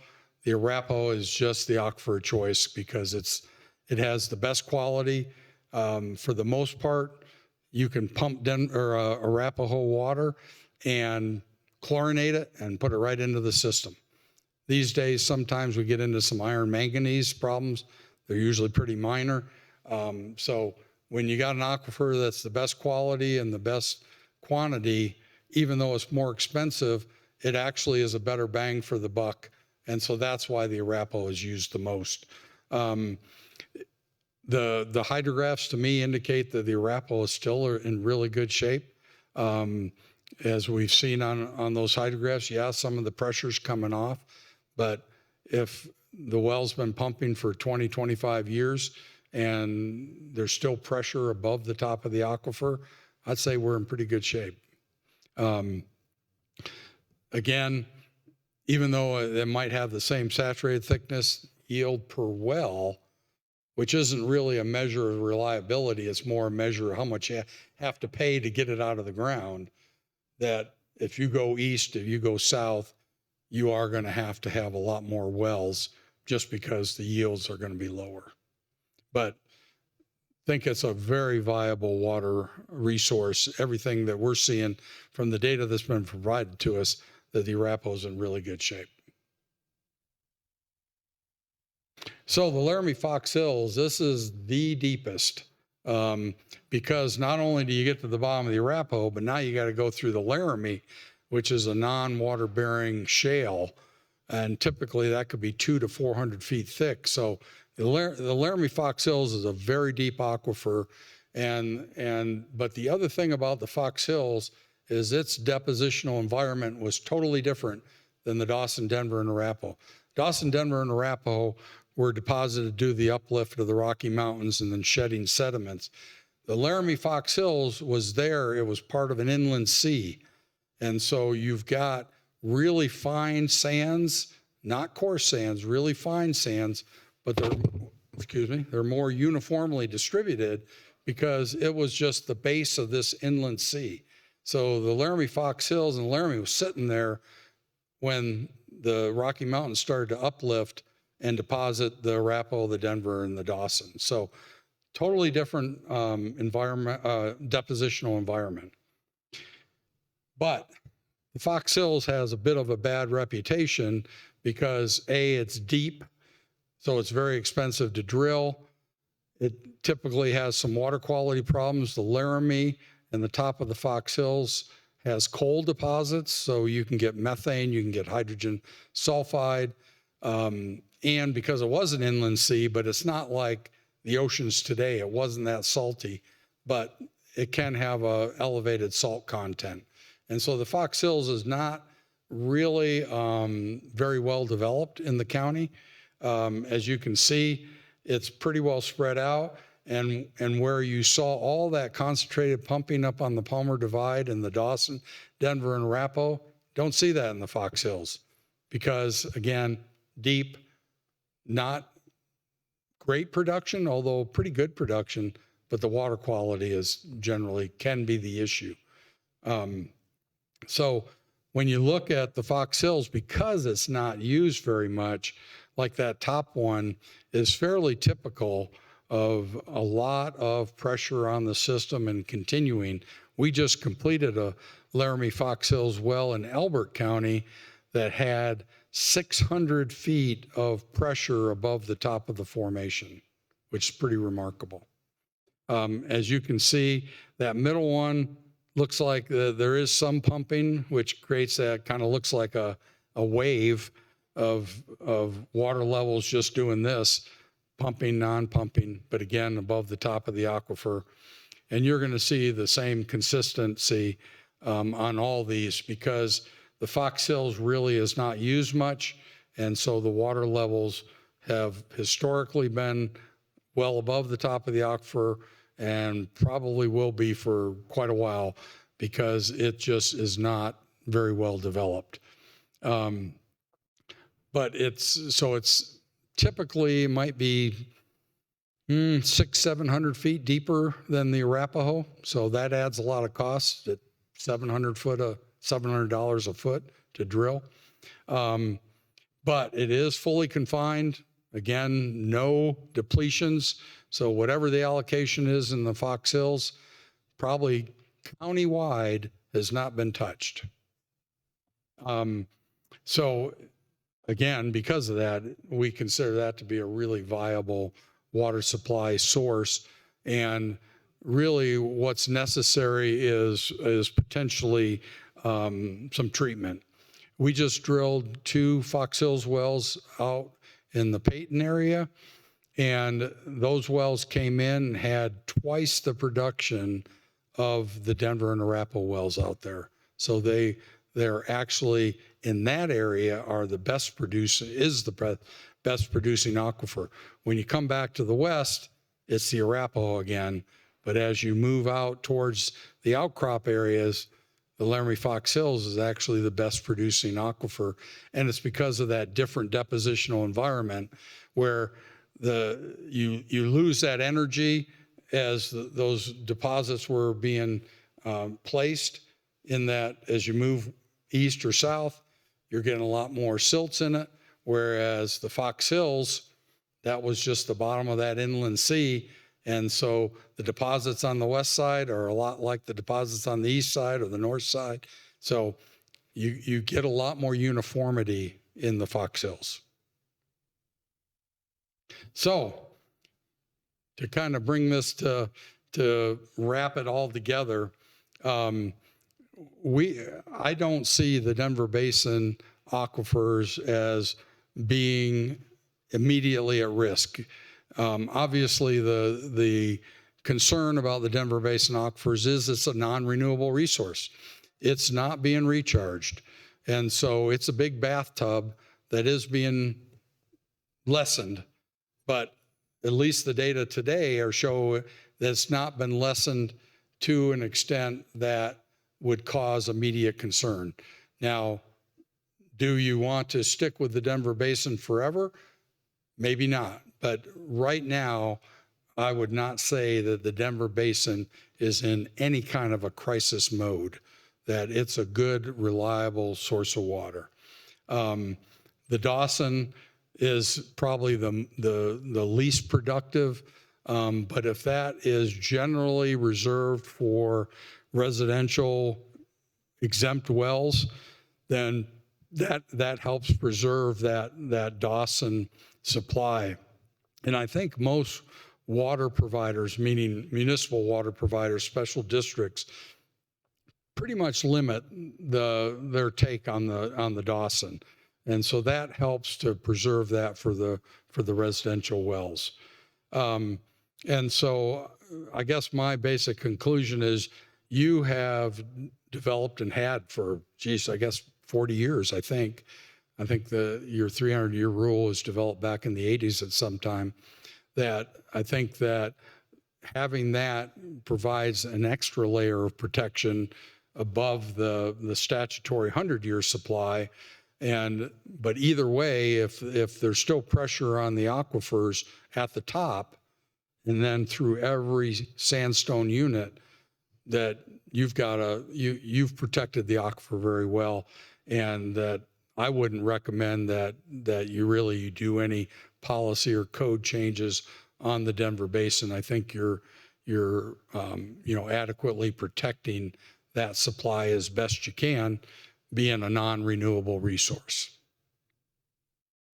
I have one other thing, and maybe you want to hear this, maybe you don't. I'm kind of on my soapbox here. Is that before 1969, groundwater use was not regulated at all. And then in 1973, Senate Bill 213 came in and established the minimum useful 100-year life, so that allocation formula. And then in 1986, and this is the law today, the Denver Basin Rules, Senate Bill 5, continued that whole allocation approach, that 100-year. But recently, the state has come back with what they call a total allowable withdrawal. And in my opinion, this is really a bad decision. We were actually part of a group that challenged that, went up to the Supreme Court, and we lost. But what the total allowable withdrawal says is that you have this 100-year formula, and once you pump 100 years worth of water, you're done. You can't pump anymore. So where we've seen a lot of these wells that have been pumping for 20 years or more and are still at the top of the aquifer, that doesn't matter. The state is counting that against your 100-year supply so that you could get shut down when there's still a lot of usable, economical water to produce. And again, I'm on my soapbox, so I'll stop. But just so you're aware that is the law right now, that you have that 100-year supply, and you can divide it by 3, but that total volume, once that's pumped, you have to stop. And so your whole water supply goes away, whether there's water beneath your property or not. And I think that's a bad idea, but anyway, I won't belabor that. And I'd been asked to put some of these potential discussion issues. I think we've before you gone, move forward, I know there are either some questions or comments here, and I saw both Commissioner Wysong and Vice Chair Williams at the same time. So I'm going to go over here and then over here. Go ahead. So your total allowable withdrawal would be how much you can withdraw in 100 years? It's the volume. The volume. The volume that you calculate as available. And so So if I Once use you all of pump that, that volume, you have to stop. so if I use all of that within the first 5 years, Well, yeah, you can't do that well- because they do break it into an annual. okay, so if I use it all up, if I'm living in a 101-year-old house and I've used all of my 100 years, then I have to dig another well? No, I'm just no, done. you're out. You're done. Okay, so You we're can't bringing in use the it water anymore. truck. You can't use it anymore, even if there's water still available. Oh, that's an interesting concept, yes. And yeah, Interesting is one word, but I don't know what else to call it. to me, it makes no sense because Senate Bill 213, which came in 1973, and I've talked to the guy a long time ago about, okay, how did this allocation formula come about? And he told me, well, we didn't know what to divide it by, and we thought 100 years was a nice number. And so we just used 100 years. It was totally arbitrary. But Senate Bill 213 says that what we want to preserve is a minimum useful life of 100 years. So that would imply that you take your 100-year supply, you divide it by 100, that's how much you can pump each year, and you can keep pumping that as long as there's water. And that's the way I've always interpreted it. It wasn't until a couple of years ago the state said, no, there's this total allowable withdrawal, and if you hit that number, then you're done.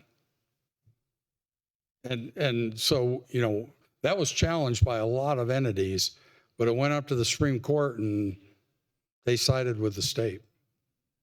Yeah, it doesn't make sense. Okay. Commissioner Weissong, and then we'll go to Commissioner Nelson. Okay, so we're 52 years into 100 based on when that law went into effect. So if you sell a house or property, whatever it is, and you're no longer the owner of that well, does it start over again? No. So that well rides with it.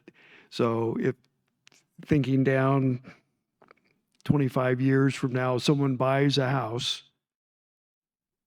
and they could be basically shut down in 25 years of owning that house. I mean, Well- hypothetically. Well, keep in mind, this is really for non-exempt wells. Oh, Not okay, residential. okay. All right. Well, that makes a big difference. Yeah. So is it that piece of property now is dry? What happens if it's been subdivided or whatever? I mean, there seems to be all right. Yeah, Your I facial mean, expression says it all, that this is dumb. It makes no sense to me. Like I say, we've got wells that have been producing for 40 years. The water level is still above the top of the aquifer. So we haven't dipped into one drop of the 100-year supply, but under this rule, we've already been debited 40 years.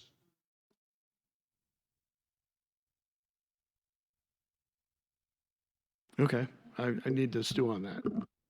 Yeah, Commissioner Nelson. I'm just trying to wrap my head around. Are you saying that the state has come out and said that a property only has water rights for 100 years, essentially? And it's not a sustainability measure? So it's not like, we only want you to use X amount of water within 100 years. And if you hit that X amount of water before your 100 years, you have to wait till that 100-year date comes, and then you get another X amount of water allocated. It's this property only gets 100 years worth of water to use. And in 100 years, you no longer have water rights? Right. Yeah. The theory, which is totally erroneous, is that they draw a box, right? Let's say this tabletop is your property. You've got the water beneath that property, and because you estimated the water and divided it by 100, or not even divided by 100, let's not divide it by 100, there's 100 years of water beneath your property, and they take that as a box that you're going to drain that box in 100 years, and so you should be shut down. Well, that totally ignores the hydraulics of the basin. For one, groundwater is constantly moving. So there's water moving onto your property, there's moving off your property. Pressure is not taken into account.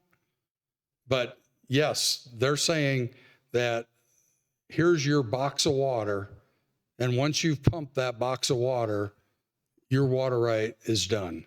And that was, you said non-residential, so commercial, agricultural, like a farmer. Sorry. Yeah, it's any non-exempt well.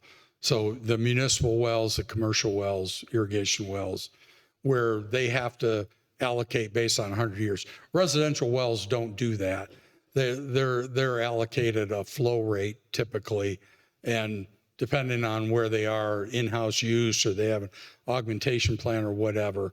And so they really aren't affected. It's the big wells that are affected by this. So as we're approving metro districts that are tapping into waters, they essentially are time bound of within 100 years, they need to figure out a different water source? Yeah, they'd be bound to that 100-year supply spread out over 300 years here. Yeah. Interesting.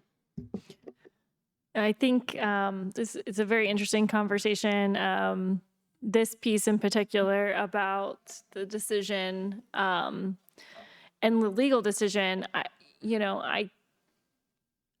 my interpretation, and again, if I'm not getting this right, please correct me here.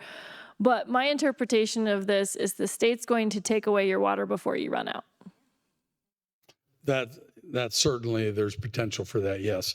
And so nobody knows. I mean, if you've used up that 100 years, can you go back to court and reapply for some different amount of water? I mean, none of that's been addressed. And of course, I'm not going to have to worry about it, but it does bother me that it just doesn't make sense. It's always been, like I say, Senate Bill 213 had the specific language, minimum useful life of 100 years, which meant that they were trying to preserve it. But if you went more than 100 years, you still could. So there's some And that's always value. been my interpretation. There's value to conservation then. Yeah. It sounds like in the system, there's at least not as much value or little value in conservation of that resource. Well, no, there is value in conservation, because let's say your allocation is 100 acre feet per year, which would be 10,000 acre feet total for 100 years. But let's say because of conservation, you're only using 60 acre, make it 50 acre feet so I can do the math a lot easier. So if you're only pumping 50, but you have 100 acre foot annually, then you can stretch it, because again, it's pumping that 100-year volume. So it's not just time limited then, it's actually volume limited. It's volume limited. Yeah. But to So they're what not they saying- assessed is 100 Yeah, years. they're not saying you're out in 100 years. They're saying you're out when you've pumped your 100-year supply. So in my example, if you had 100 acre feet, but because of conservation, you're only pumping 50, the water's going to last twice as long. Okay. I think that we were trying to figure out what is that, was that time limited or was it actually? So there is still value in that conservation. They're not going to shut you off at 100 years if you haven't indeed pumped that full allotment. It's just that there may be more water there under your property than what that allotment is, and that's the piece that we're talking about. And so it sounds like, I think, Lori, before you head back up, so you don't make you have to walk back down, it sounds like then because of the way that we have our 300-year water rule, and that essentially forces more conservation. That's my kind of interpretation here, because they're essentially using a third of that per year, right, over that time period, that we would still have the full 300 years, not the 100, because it's not time limited. Yeah, no, it's not time limited, it's volume limited. So conservation absolutely is a great idea. Got it. Commissioner Williams. I think it helps, regardless of what Lori's going to say, for me to wrap my head around it, just to remember this is groundwater. Am I right? Because like City of Colorado Springs, Aurora are both fed by the Homestake Reservoir, which is not groundwater. So a lot of our major cities, I don't know what the city of Parker's water source is, but A lot of the major cities are coming out of reservoirs, not groundwater. And so you have to think of it in terms of maybe an area like Falcon, or, Black Forest has a lot of individual wells. Woodmore is served by a couple of wells. You have to think of the areas that are served by wells and groundwater as opposed to the areas that are served by Colorado Springs utilities and coming out of the mountains. Yeah, absolutely. This is really focused on entities that are primarily relying on Denver Basin. Yeah, because otherwise I would say Aurora and Colorado Springs are taking all of the groundwater for all of the groundwater developments, but they're not. They're getting them from the mountains. So. Yeah, this would not apply to the surface water supplies. Okay. I think we cleared that one up. Now we understand it. Thank you for that. Go ahead. So that's the end of my presentation. I was asked to just list a few of these things that kind of, if you have any lingering questions about any of the major topics that we talked about today, I'd be glad to answer any questions, but otherwise, that's the end of my presentation. Commissioner Weiss?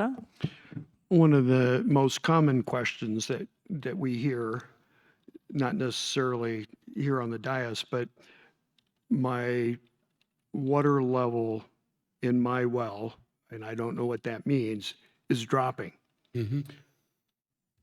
It could be still above the aquifer level. We don't, that's, most people don't know the answer to that question. So you could be 500 feet above and you're dropping 20 feet a year. It's going to be a while before you ever get to the top of the aquifer. But in general, what is your statement to people when they say, well, no, my water level in my well is dropping? How do you find an answer to that question? Well, the first thing I would do, and I get people calling me from time to time with that basic question. And so the first thing I do is I get their well permit number, because I can look these things up online, is to find out what aquifer they're in, what the top and bottom is, where their water level is. Because like you say, I'm not surprised that water levels are dropping in anybody's well, because again, this system isn't being recharged. So we're relying on the water that has been laid down in this basin over geologic time, pretty much. I mean, yeah, there might be a little recharge, but it's so minor that you aren't going to rely on it. And so you really need to have a lot more information, because the fact that water levels are declining, I'm not exactly shocked. I mean, sure, I'm not surprised. It depends on where you are, how much pumping is going on around you. One of the things I see all the time with residential wells is people not drilling the well to the bottom of the aquifer because they don't want to spend the money. So, for example, up on the Palmer Divide, the Dawson may be like 700 feet deep. And I'll see wells that are 400 feet deep and they don't have that much water. And so they're only tapping the upper part of the system. So there may be some pressure on those lower sands that composite-wise would actually raise their water level. And so there's a lot of factors that go into this, but you have to look at each well individually to understand, what does that mean that water levels are dropping? Is it a concern, or is it just doing business in the Denver Basin? So to answer that, obviously need more information. Does that well permit tell you whether they went to the bottom of the aquifer or not? Oh, yeah.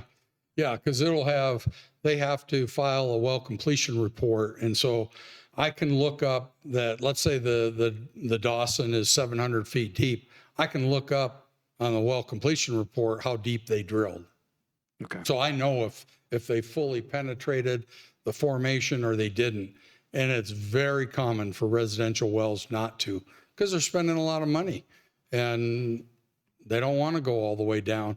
I don't know if it's still the case. It used to be a lot of times it was, let's hit water and then we'll go 100 feet. And there might be 400 feet of water in the aquifer, but they don't drill to the bottom. Do you have to drill a replacement well, or could you pull everything out and then in the same well, drill down to the bottom of the aquifer? No, typically these wells, you have to have grout in them. And so you're putting cement around the casing. Okay. So you really can't pull the casing and drill deeper. So if the water levels are dropping such that you're causing your well problems because it's not fully penetrated, you got to drill a whole new well. That's why I always advise people, I know it might cost more, but drill to the bottom of to the aquifer, because let's say it's 700 feet, you drill a 400-foot well, and at some point in the future it fails. Now you got to drill another 700 feet. Now you're drilling 1,100 feet. Drill the 700 feet to start with. Okay, thank you. Commissioner Nelson. I have a feeling we don't know the answer to this, but I'm going to ask anyways. Do we have any sense of how much water is down there in these aquifers? So when you say 1 acre foot serves 2.5 homes, I think you said that earlier. Was that a year? Mm-hmm. I'm just trying to gather. We see that in the Arapahoe Basin, there is a decline. It's still above the top of the aquifer. And it's been over the last 25 years or so that we've seen that decline. I'm just trying to think about the future, and science and technology is constantly things are developed, and I guess I'm just trying to understand as we're tapping into these aquifers, it right now seems like we're okay, but for how long? And like conversations that maybe it's not today, but in the future boards are going to have to decide when a policy change may need to happen or something like that. So, yeah, I mean, one of my early slides showed what the estimated recoverable water is, but that was basin-wide. I assume you're a lot more interested in just the El Paso County part of it. But, I haven't calculated it for El Paso County. We could, but the number basin-wide is somewhere between 200 and 260 million acre feet. And El Paso County covers 17% of the basin. I would not do that math straight, because I think that while you're 17% of the basin, I'm guessing that you're less than 17% of the water, just because you've got all the outcrop areas and such. But yeah, it can be estimated. But again, that number is based on the water in the sandstone units. It's not based on the total water supply with the pressure. That would be really difficult to evaluate. Right. So I'm sorry, I'm like just thinking theory and the future, thinking out loud here. Maybe it's at the point that we see these aquifers hit no longer being confined, that's then when we can have a better estimation of here's the amount of water truly available and how long it will last. I think the better, that's a crystal ball thing, Yeah. and I don't know that I would rely on that much. I think your better position would be to revisit this periodically and to see what's happening.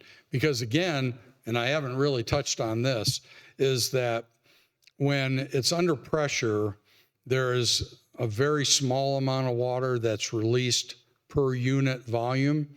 But when you start draining the aquifer, you get around 1,500 times more water per unit volume than by pressure. And so that's what's so complex about this is as you start to draw down into those top sands, they're producing much more water per unit volume than the lower sands. And so you've got this super complex hydraulics that, I mean, you know, this is more than a PhD dissertation, really. I'm serious.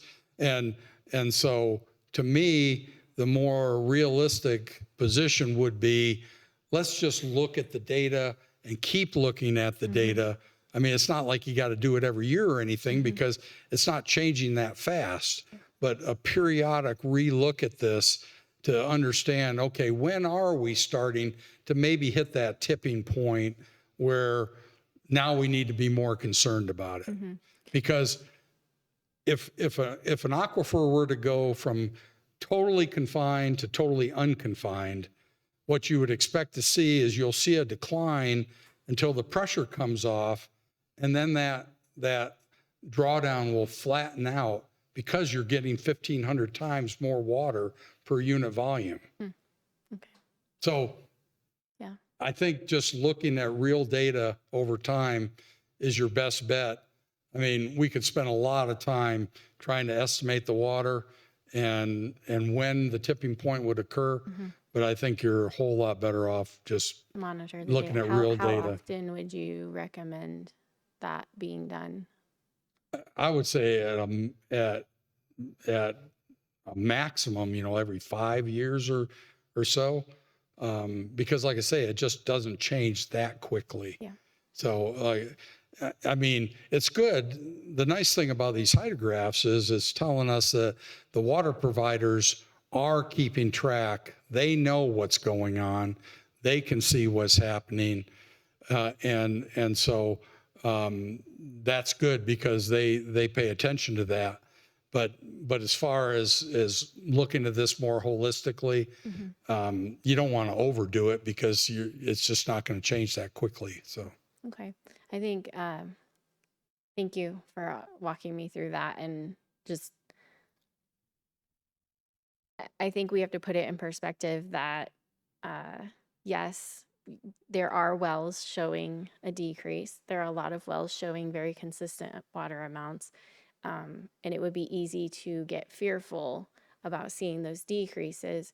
But to your point earlier, well, yes, because it's non-renewable, you know, we're using it up, but that doesn't necessarily mean we need to change how we're operating, and conservation is going to be important. And I love whoever thought of this 300-year rule in the past or 40 years ago. Good job.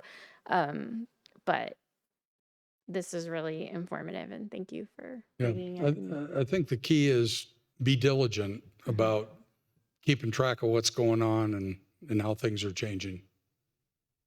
Thank you. Additional questions or comments from commissioners? Well, I will say thank you so much for your work on this, and I think this is really helpful.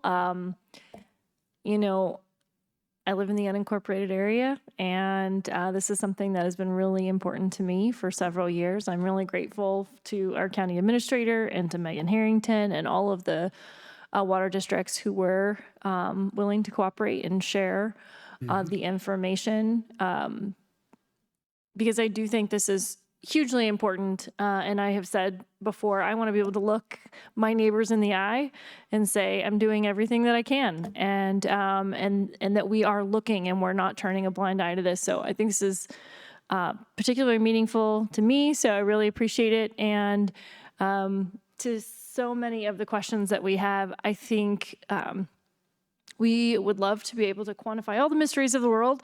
And it's obvious that this is a very difficult and complicated topic, as you said when you began.